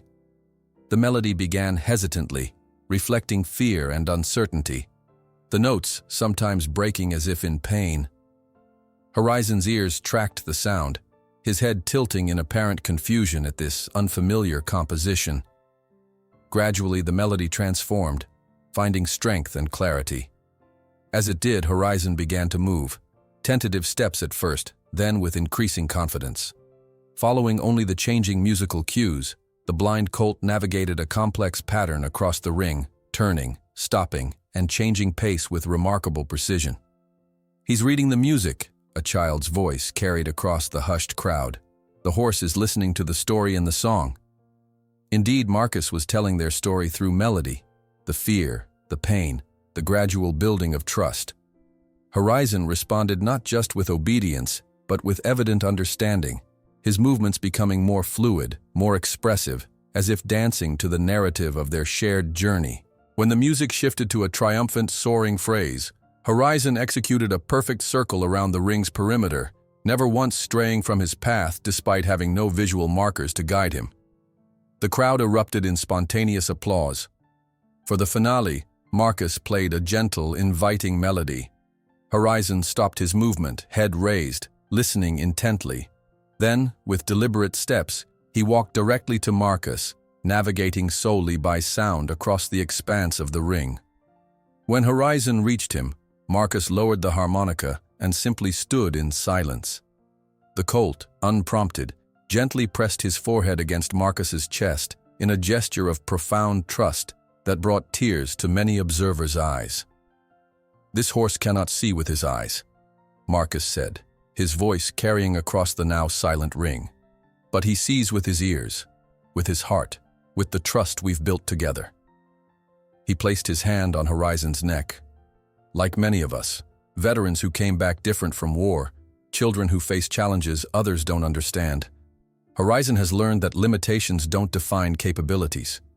The audience rose in a standing ovation that startled birds from the nearby trees. Even in the executive box, several of Montgomery's guests were on their feet, applauding despite their host's stony expression. Montgomery realized he had no choice. The public relations damage of refusing now would far outweigh his wounded pride. With cameras tracking his every move, he descended from the box and approached the demonstration ring, forcing a smile that never reached his eyes. "It seems I underestimated both the horse and the man," he admitted loudly enough for nearby microphones to catch. "Blue Blood Stables is proud to announce the donation of Horizon to this noble project." Cameras flashed as Montgomery shook Marcus's hand for the photo opportunity. As they moved toward the office to sign the transfer documents, Montgomery leaned close to Marcus's ear, his smile never faltering for the watching press. "You may have won today, Wilson," he whispered venomously, "but this city is mine. Don't delude yourself." Marcus met his gaze steadily, a calm certainty replacing the fear that had dominated his morning. "We both know that's not true, Mr. Montgomery. This city belongs to people who still believe that value isn't measured by price." Montgomery's whispered threat hung in the air as the cameras continued to flash around them. Marcus maintained his composure, but internally his thoughts raced forward to the challenges that lay ahead. Winning this battle was only the beginning. Turning Horizon's story into something sustainable would require resources, infrastructure, and support that still felt impossibly distant. As they moved away from the cameras, Sarah appeared at Marcus's side, her expression a mixture of triumph and concern. "You did it," she whispered. "But Montgomery's not going to forget this." "I know," Marcus replied, watching as the oil magnate strode away, back rigid with barely contained fury. "But for now, Horizon is safe. That's what matters." The Colt stood quietly nearby, seemingly undisturbed by the commotion around him. His ears swiveled constantly, tracking sounds with remarkable precision, the mechanical clicks of cameras, the murmur of the dispersing crowd, and most attentively, the cadence of Marcus's voice. Despite the overwhelming sensory environment of Churchill Downs, Horizon remained centered, anchored by his trust in the one human who had proven worthy of it. After signing the final donation documents, which Montgomery did with a flourish that nearly tore the paper, they faced the immediate challenge of transporting Horizon to temporary quarters. Sarah had arranged space at her clinic, but Marcus knew it was merely a stopgap solution. "We need proper facilities," Sarah acknowledged as they loaded Horizon into the trailer. "Training areas, specialized equipment, accessible paths for wheelchairs. The donations are promising, but after Montgomery's media attack..." Marcus nodded, understanding her concern. Several potential major donors had gone silent following the morning's broadcast. The path forward remained uncertain, but for the first time in years, uncertainty didn't trigger his anxiety. Something had shifted during that demonstration, a restoration of faith, not just in himself, but in the possibility of second chances. The following days brought unexpected developments. The footage of Horizon navigating solely by musical cues had gone viral, attracting national attention. Several equine therapy organizations reached out, offering advice and support. A retired Olympic dressage rider volunteered to help develop specialized training protocols for blind horses. Most surprisingly, small donations began arriving from ordinary people touched by their story. $10 from a veteran in Nebraska, $25 from a special education teacher in Oregon, $50 from a family whose child had benefited from equine therapy. These modest contributions, multiplied by hundreds, then thousands, created a foundation upon which they could begin building. 3 weeks after the Churchill Downs demonstration, Marcus stood in an overgrown field 20 minutes outside Louisville. The property had been abandoned for years, a modest 10-acre farm with a dilapidated house and a small stable in desperate need of repair. But it had good pasture, a spring-fed pond, and most importantly, a price they could afford with their accumulated donations.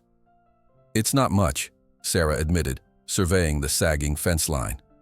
"But it's a start." "It's perfect," Marcus replied, seeing not what was, but what could be.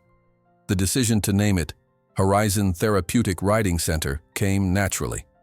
Within days of closing the purchase, volunteers began appearing, veterans with carpentry skills, local teenagers looking for summer projects, horse enthusiasts with trailers full of donated equipment.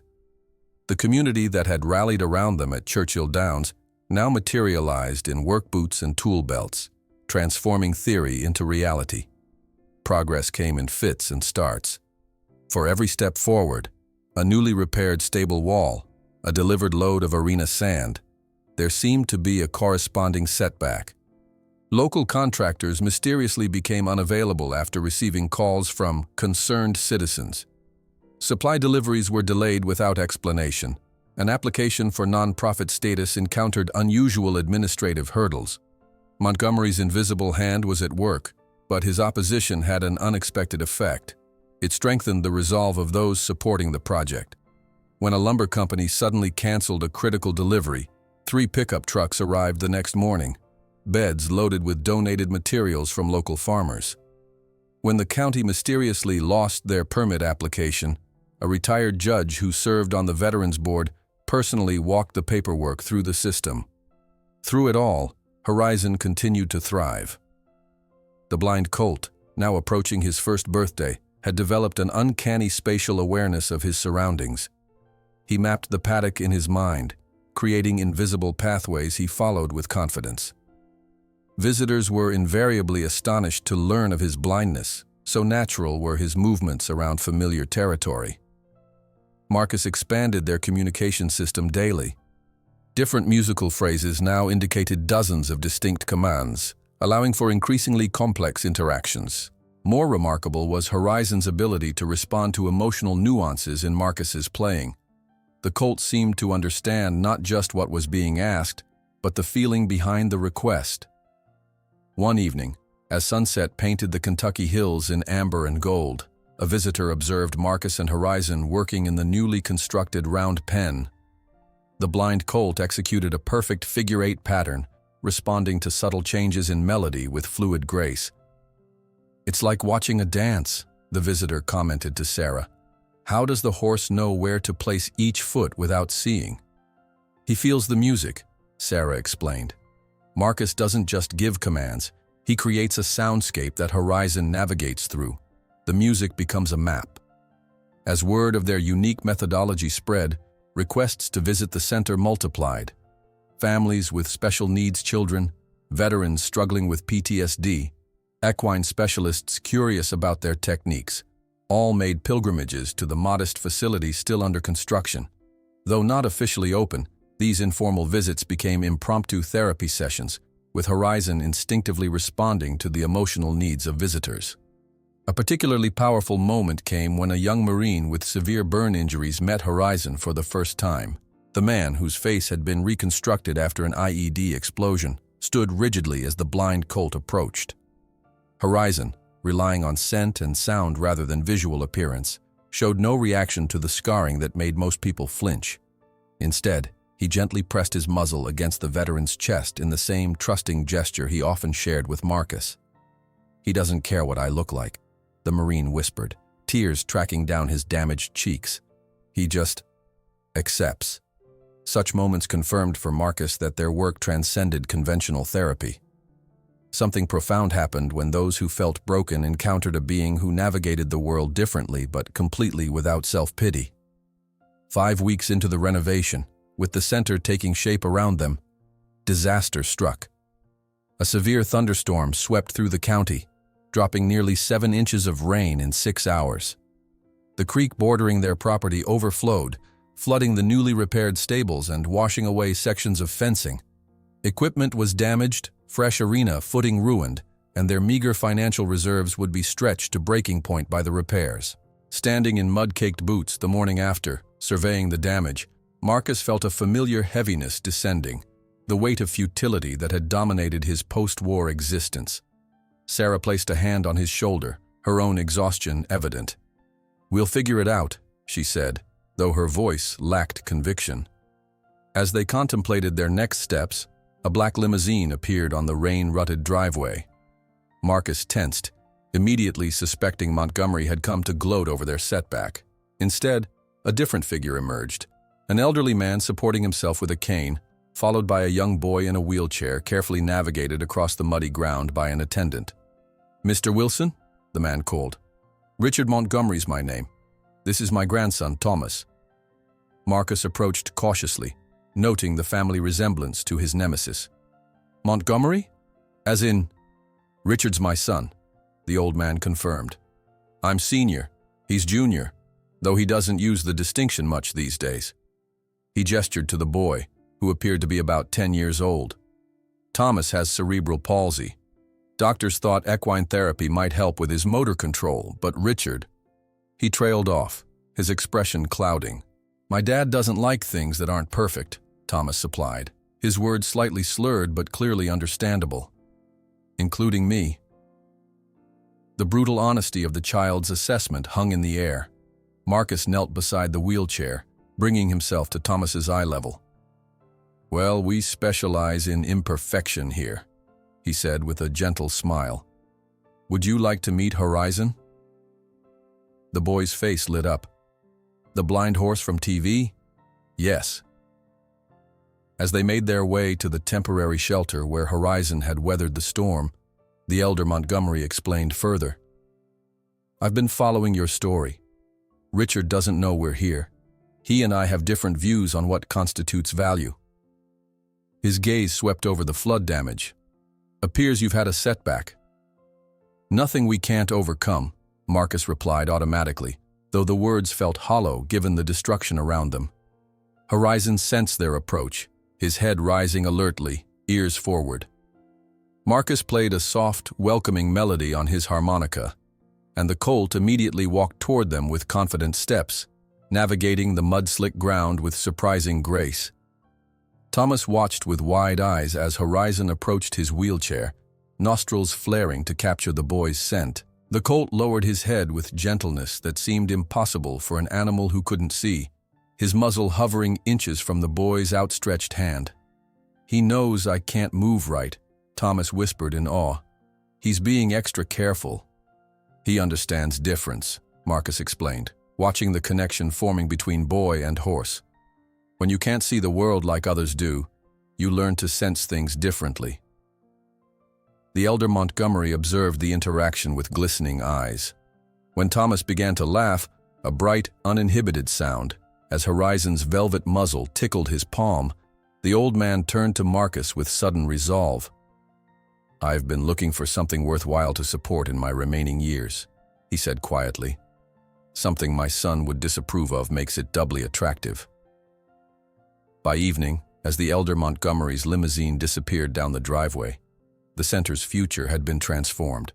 The significant donation he promised would not only repair the flood damage, but complete the remaining renovations and establish an endowment for ongoing operations.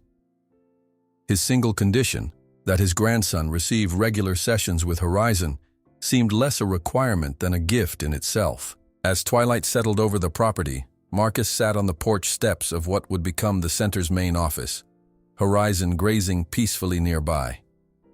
Sarah joined him, passing a mug of coffee into his hands. Of all the people to save us, she marveled, Montgomery's own father. It's not about saving, Marcus reflected, watching Horizon navigate the darkening pasture with the same confidence he showed in daylight. It's about recognizing value where others see only brokenness. 6 months passed in a blur of construction dust, volunteer coordination, and the steady rhythm of progress. The modest 10 acres that had once stood neglected now hosted the newly established Horizon Therapeutic Riding Center, its freshly painted sign welcoming visitors at the entrance to the gravel drive. Marcus surveyed the transformed landscape from the porch of the small farmhouse that served as both his home and the center's administrative office, marveling at how much had changed in half a year. The elder Montgomery's generous donation had done more than repair the flood damage. It had catalyzed a complete renovation. The dilapidated stables now stood sturdy and functional, with 10 spacious stalls housing Horizon and 9 other rescued horses that had joined their program. A covered arena allowed sessions to continue regardless of weather, while accessible pathways ensured that participants with mobility challenges could navigate the property with dignity. First group arrives in 30 minutes, Sarah called from the doorway, clipboard in hand. Veterans from Fort Knox today. Marcus nodded, his fingers instinctively finding the harmonica in his pocket, a gesture that had become as natural as breathing. Horizon's ready. We worked on the new calming sequence this morning. The blind horse, now a handsome yearling, had matured into his role with remarkable intuition. Each day revealed new depths to his intelligence and empathy. He seemed to instinctively understand which participants needed gentle reassurance and which responded better to playful interaction. Most remarkable was his ability to sense emotional distress, often detecting a participant's rising anxiety before even the trained staff noticed. As if summoned by his thoughts, Horizon appeared at the paddock fence nearest the house, his ears pricked forward, tracking Marcus's movements with uncanny precision. Though his eyes remained cloudy and sightless, his other senses had developed to extraordinary levels. He could distinguish between staff members by their footsteps alone and had mapped every inch of the property in his mind, navigating confidently through spaces that would challenge even sighted horses. "He knows it's a therapy day," Sarah observed, watching the horse's alert posture.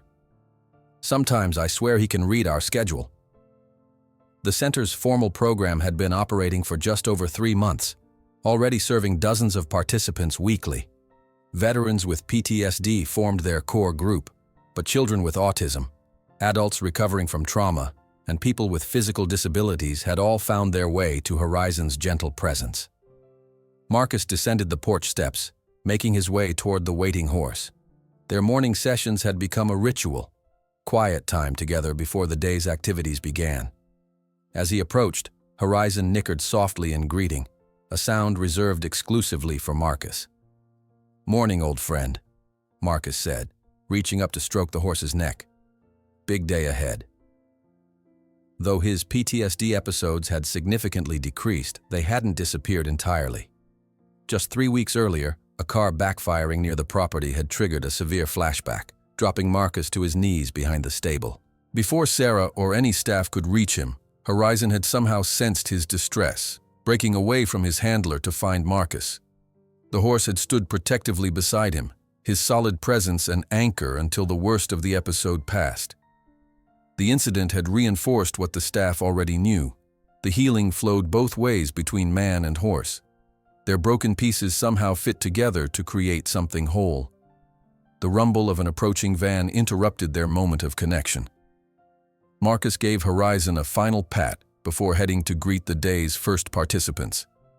5 veterans emerged from the vehicle, their expressions ranging from skeptical to anxious. All had been diagnosed with severe PTSD, referred to the program by their VA counselors as a complementary therapy. "Welcome to Horizon," Marcus greeted them, noting their watchful eyes taking in the surroundings, checking sight lines, identifying potential threats, cataloging exits. He recognized the hypervigilance intimately. "We'll start with introductions in the classroom, then meet our equine therapists." The classroom was simply a converted section of the barn with chairs arranged in a circle, deliberately informal to reduce the clinical feeling many veterans associated with therapy. As the group settled, Marcus shared Horizon's story, the blind foal discarded as worthless, the unlikely connection that had saved them both. "Most of us here understand what it means to be considered broken," he concluded, his gaze moving from one veteran to the next. "What we found is that broken pieces can create something new, something valuable in different ways." One participant, a former Army Ranger with a prosthetic leg, leaned forward. "No offense, but how's a horse supposed to help with what's in our heads?" "Fair question," Marcus acknowledged. "Maybe the best answer is to show you." The group moved to the covered arena where Horizon waited with 2 staff members. The blind horse's ears swiveled toward the approaching footsteps, head turning to track their entrance. Marcus lifted his harmonica and played a brief melody, 3 notes rising, then falling. Horizon responded immediately, walking directly to Marcus with perfect confidence, stopping precisely at his side. "Horizon navigates without sight," Marcus explained. "He's learned to trust other senses, hearing, smell, touch, intuition. Sometimes when we lose one way of experiencing the world, we develop others." The demonstration continued, showing how Horizon responded to different musical cues, navigating obstacles and performing complex patterns guided only by sound. The veterans watched with increasing interest as Marcus explained how they'd developed their communication system. "The harmonica became his map," Marcus said. "Different melodies create a landscape he can navigate through sound." After the demonstration, each veteran was paired with a suitable therapy horse, with Marcus keeping Horizon for himself. The session focused on groundwork, learning to communicate through touch and presence rather than words or visual signals. For men and women accustomed to hyperverbal therapy sessions, the quiet physical interaction offered a different pathway to connection. The former ranger, introduced as Mike, found himself assigned to a gentle Appaloosa mare named Starlight. His initial skepticism dissolved as the horse responded to his tentative touch with immediate calm, lowering her head to his level despite his unfamiliarity. "How does she know?" he asked Marcus, wonder replacing doubt in his voice. "I haven't been around horses since I was a kid." Horses are prey animals, Marcus explained. They've evolved to read energy and intention. They don't care about your past or your rank or your diagnosis. They respond to who you are in this moment. By session's end, the change in the group was palpable. Shoulders that had arrived tightly hunched now carried less tension. Voices that had been clipped and guarded found easier rhythms. Small smiles appeared where there had been only grim determination before. "Same time next week?" Mike asked as they prepared to depart, the question directed as much to Starlight as to Marcus.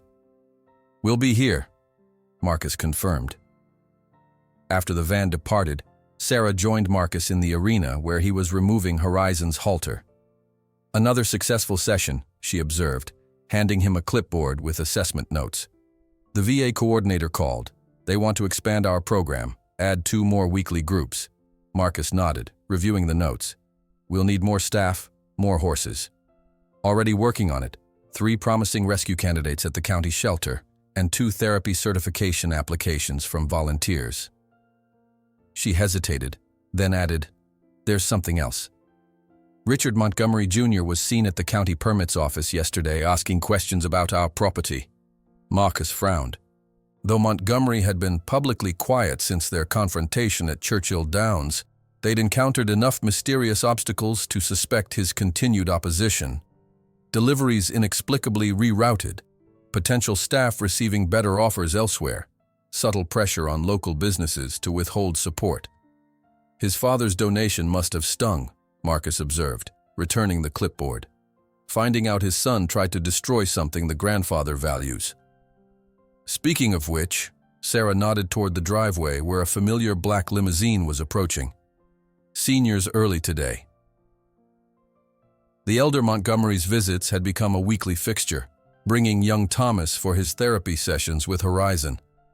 The boy's progress had been remarkable: increased core strength from riding, improved speech from the motivation to communicate with the horse, and perhaps most importantly, newfound confidence.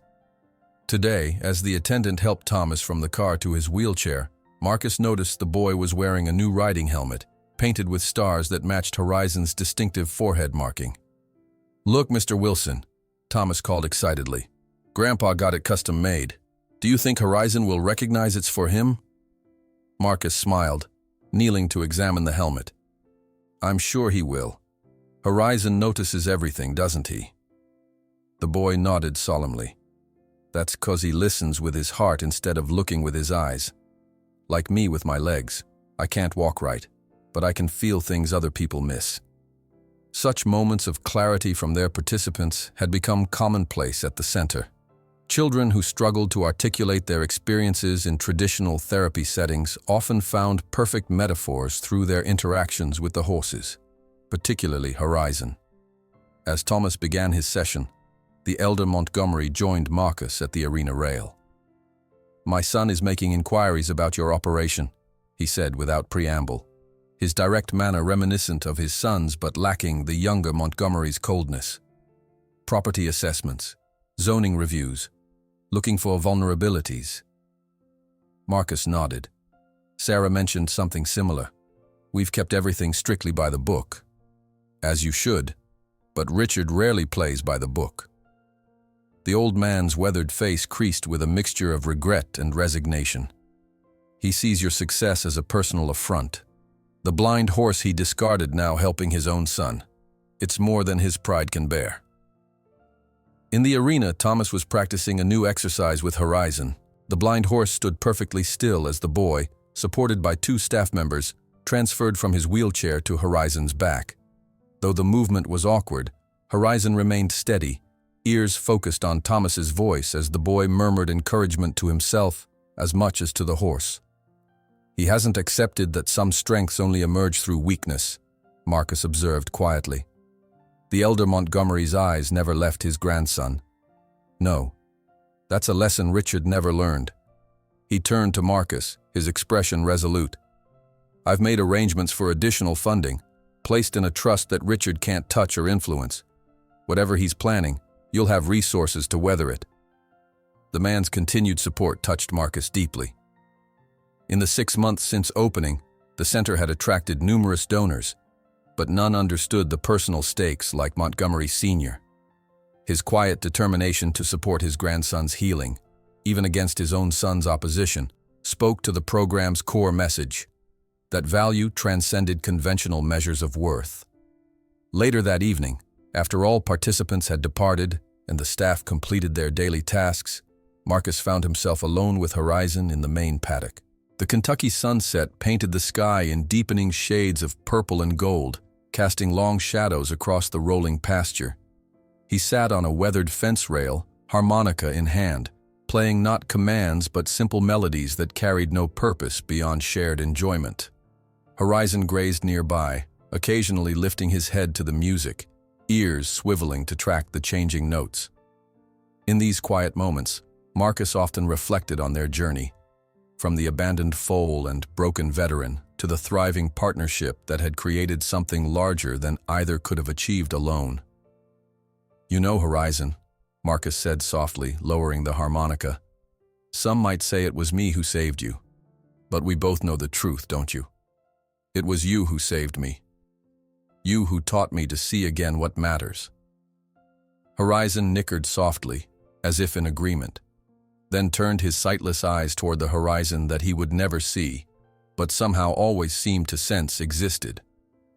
Horizon's gentle nicker floated across the paddock as the first rays of the Kentucky sunrise gilded the dew-soaked grass. The blind horse turned his head toward the sound of approaching footsteps, ears pricked forward in recognition long before Marcus came into view. 1 year had passed since the center's opening, transforming both their lives in ways neither could have imagined that stormy night in an abandoned stable. "Morning, my friend," Marcus called softly, his voice carrying a warmth reserved only for this extraordinary animal. The tremor that had once pervaded his speech had faded, though not entirely disappeared. Some wounds healed, others simply became more bearable. The Horizon Therapeutic Riding Center had evolved from a ramshackle property into a thriving sanctuary. The once dilapidated farmhouse now stood freshly painted, its wraparound porch lined with rocking chairs where veterans often gathered in quiet camaraderie. The stables housed 10 rescued horses, each with their own story of abandonment or abuse before finding purpose in the healing of others. Today marked an important milestone. Their first anniversary celebration would bring together the community that had made their vision possible. Staff bustled about, hanging bunting and arranging chairs for the afternoon ceremony. Among them worked former clients who had found such peace at the center that they returned as volunteers, their own healing intertwined with the healing they now facilitated for others. Marcus approached Horizon with unhurried steps, allowing the horse to track his movement through sound. Though they had developed an intricate system of musical commands, their deepest connection required no instruments, just presence, recognized and acknowledged across the space between them. "Big day today," Marcus murmured, reaching out to stroke the velvet muzzle that found his hand with unerring accuracy. "Lots of people coming to see what we've built together." Horizon's response was a gentle exhalation, warm breath ghosting across Marcus's palm. The horse had grown into his name, his powerful frame belying the delicate precision with which he moved through a world he sensed but couldn't see. His coat gleamed with health, bearing no trace of the neglected foal Marcus had discovered trembling in abandoned darkness. Sarah emerged from the main building, clipboard in hand as always, her practical efficiency having proven essential to transforming their dream into reality. "The first families are arriving in an hour," she called. "I've put Thomas and his grandfather in the VIP section."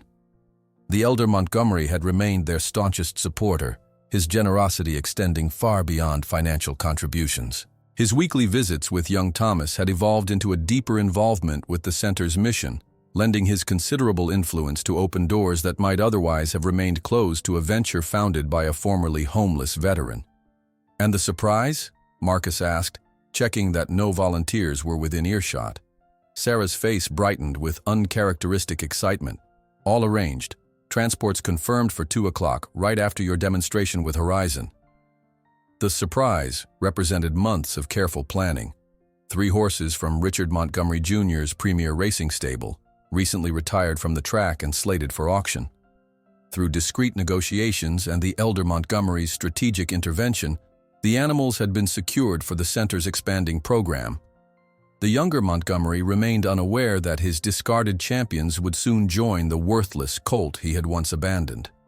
As the morning progressed, cars began filling the newly expanded parking area. Families arrived with children who had blossomed through their sessions at the center. Veterans came alone or in groups, many wearing the unit insignia from their service days. Local officials and donors mingled with volunteers and staff, creating a tapestry of community that transcended the social boundaries normally dividing Louisville society. The mood was festive, but for Marcus, a familiar tension threaded through his excitement. Large gatherings still triggered his hypervigilance, his mind automatically scanning for threats, cataloging escape routes, mapping potential hazards. The difference now was that he recognized these responses without being controlled by them.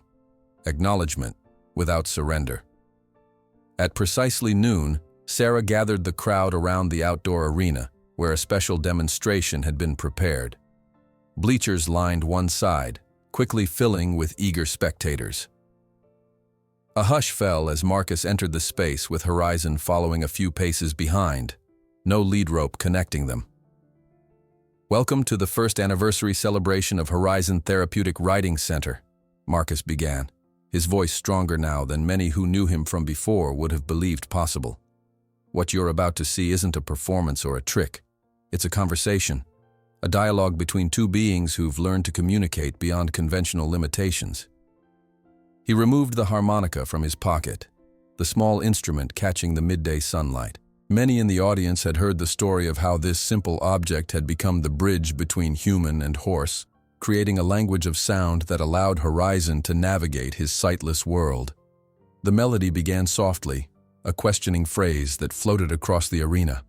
Horizon's ears swiveled toward the sound, his head lifting in immediate response. Without hesitation, the blind horse began to move, each step perfectly placed as he walked a precise circle around Marcus, maintaining an exact distance guided only by the changing notes. A collective gasp rose from newer visitors witnessing this communication for the first time. The melody shifted, becoming more complex, and Horizon responded by altering his pattern, executing a figure 8, then stopping, then backing several steps with fluid grace. "Horizon doesn't see with his eyes," Marcus explained between musical phrases. "He sees with his ears, with his heart, with the trust we've built together." Like many who come to our center, veterans carrying invisible wounds, children facing challenges others can't understand, Horizon has discovered that limitations don't define capabilities. For the finale, Marcus played a new composition he had created specifically for this anniversary. The music told their story, beginning with hesitant, broken phrases that echoed their first frightened encounters, gradually building to a harmonious conversation between two voices finding strength in each other's presence. As the last note faded, Horizon stood perfectly still at the center of the arena. Then, without musical prompting, he turned and walked directly to Marcus, stopping to press his forehead gently against the man's chest, in a gesture of connection that brought tears to many observers' eyes. The applause was thunderous, startling nearby birds into flight. Children cheered while adults rose to their feet in spontaneous recognition of something profound witnessed. Not a trained performance, but authentic communication, transcending conventional boundaries. Among the standing ovations, a lone figure remained seated. Richard Montgomery Jr. had arrived unannounced, his expression unreadable as he watched the demonstration from the last row. His presence created an immediate ripple of tension among staff members who recognized him, but Marcus acknowledged him with a simple nod before leading Horizon from the arena. The celebration continued with speeches from community leaders and testimonials from participants whose lives had been transformed through the program. A mother described how her nonverbal son had spoken his first words to Horizon. A combat veteran explained how grooming sessions had reduced his nightmares more effectively than years of medication. As the scheduled transport arrived with the 3 retired racehorses, the elder Montgomery approached the microphone, his grandson Thomas beside him in his wheelchair. A year ago, many questioned whether a blind horse and a traumatized veteran could create anything of value. the old man began, his voice carrying the weight of his years. Some measure worth by bloodlines, speed, or profit potential. Today we celebrate a different kind of value, one measured in human connections, in healing, in second chances. He gestured toward the trailer where the new arrivals were being unloaded. It gives me great pleasure to announce the donation of 3 champions from Montgomery Racing Stables to the Horizon program. A murmur ran through the crowd as the implications became clear. The younger Montgomery rose abruptly from his seat, face flushing with anger, but remained silent as cameras captured the moment. This public gift from father to center, bypassing the son entirely, represented more than additional horses. It was a declaration of values that cut to the heart of their fundamental disagreement about worth. Later, as the celebration wound down and guests began departing, Richard Montgomery Jr. intercepted Marcus near the main office. "Quite the spectacle you've created," he said, his voice carrying the artificial pleasantness that barely masked contempt. "My father's new favorite charity case." Marcus met his gaze steadily. "Your father recognizes value beyond balance sheets. That's not charity, it's wisdom." Montgomery's smile tightened. "This little petting zoo might impress the sentimental crowd, but don't mistake temporary attention for lasting impact. When the novelty wears off, you'll find how quickly people forget their causes." "Perhaps," Marcus acknowledged, "but we're not building this for attention. We're building it because it matters. To Thomas, to every veteran who finds peace here, to every child who connects with these animals." Something flickered briefly in Montgomery's expression. Not softening exactly, but a momentary fracture in his certainty. He glanced toward the paddock where his father sat watching Thomas feed carrots to Horizon, the boy's laughter carrying across the distance.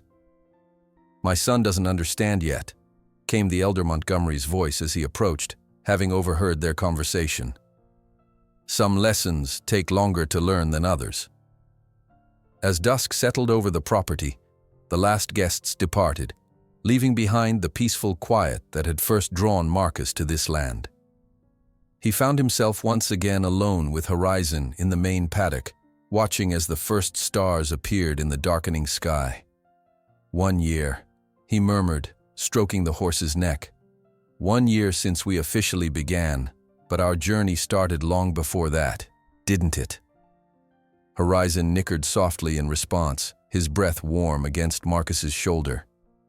In the distance, lights glowed in the windows of the center's buildings, where staff prepared for tomorrow's sessions. The 3 new horses had settled into their stalls, beginning their transition from racing machines to healing partners. Marcus looked out over the property that had become home not just to him, but to so many seeking restoration. In the valley below, children and veterans would arrive tomorrow, each carrying wounds visible and invisible, each finding in this place something that the outside world had failed to provide. "Some say I was the one who saved you," Marcus whispered, his voice thick with emotion while they stood bathed in starlight. "But we both know the truth, don't we? It was you who saved me. It was you who taught me to see again what truly matters."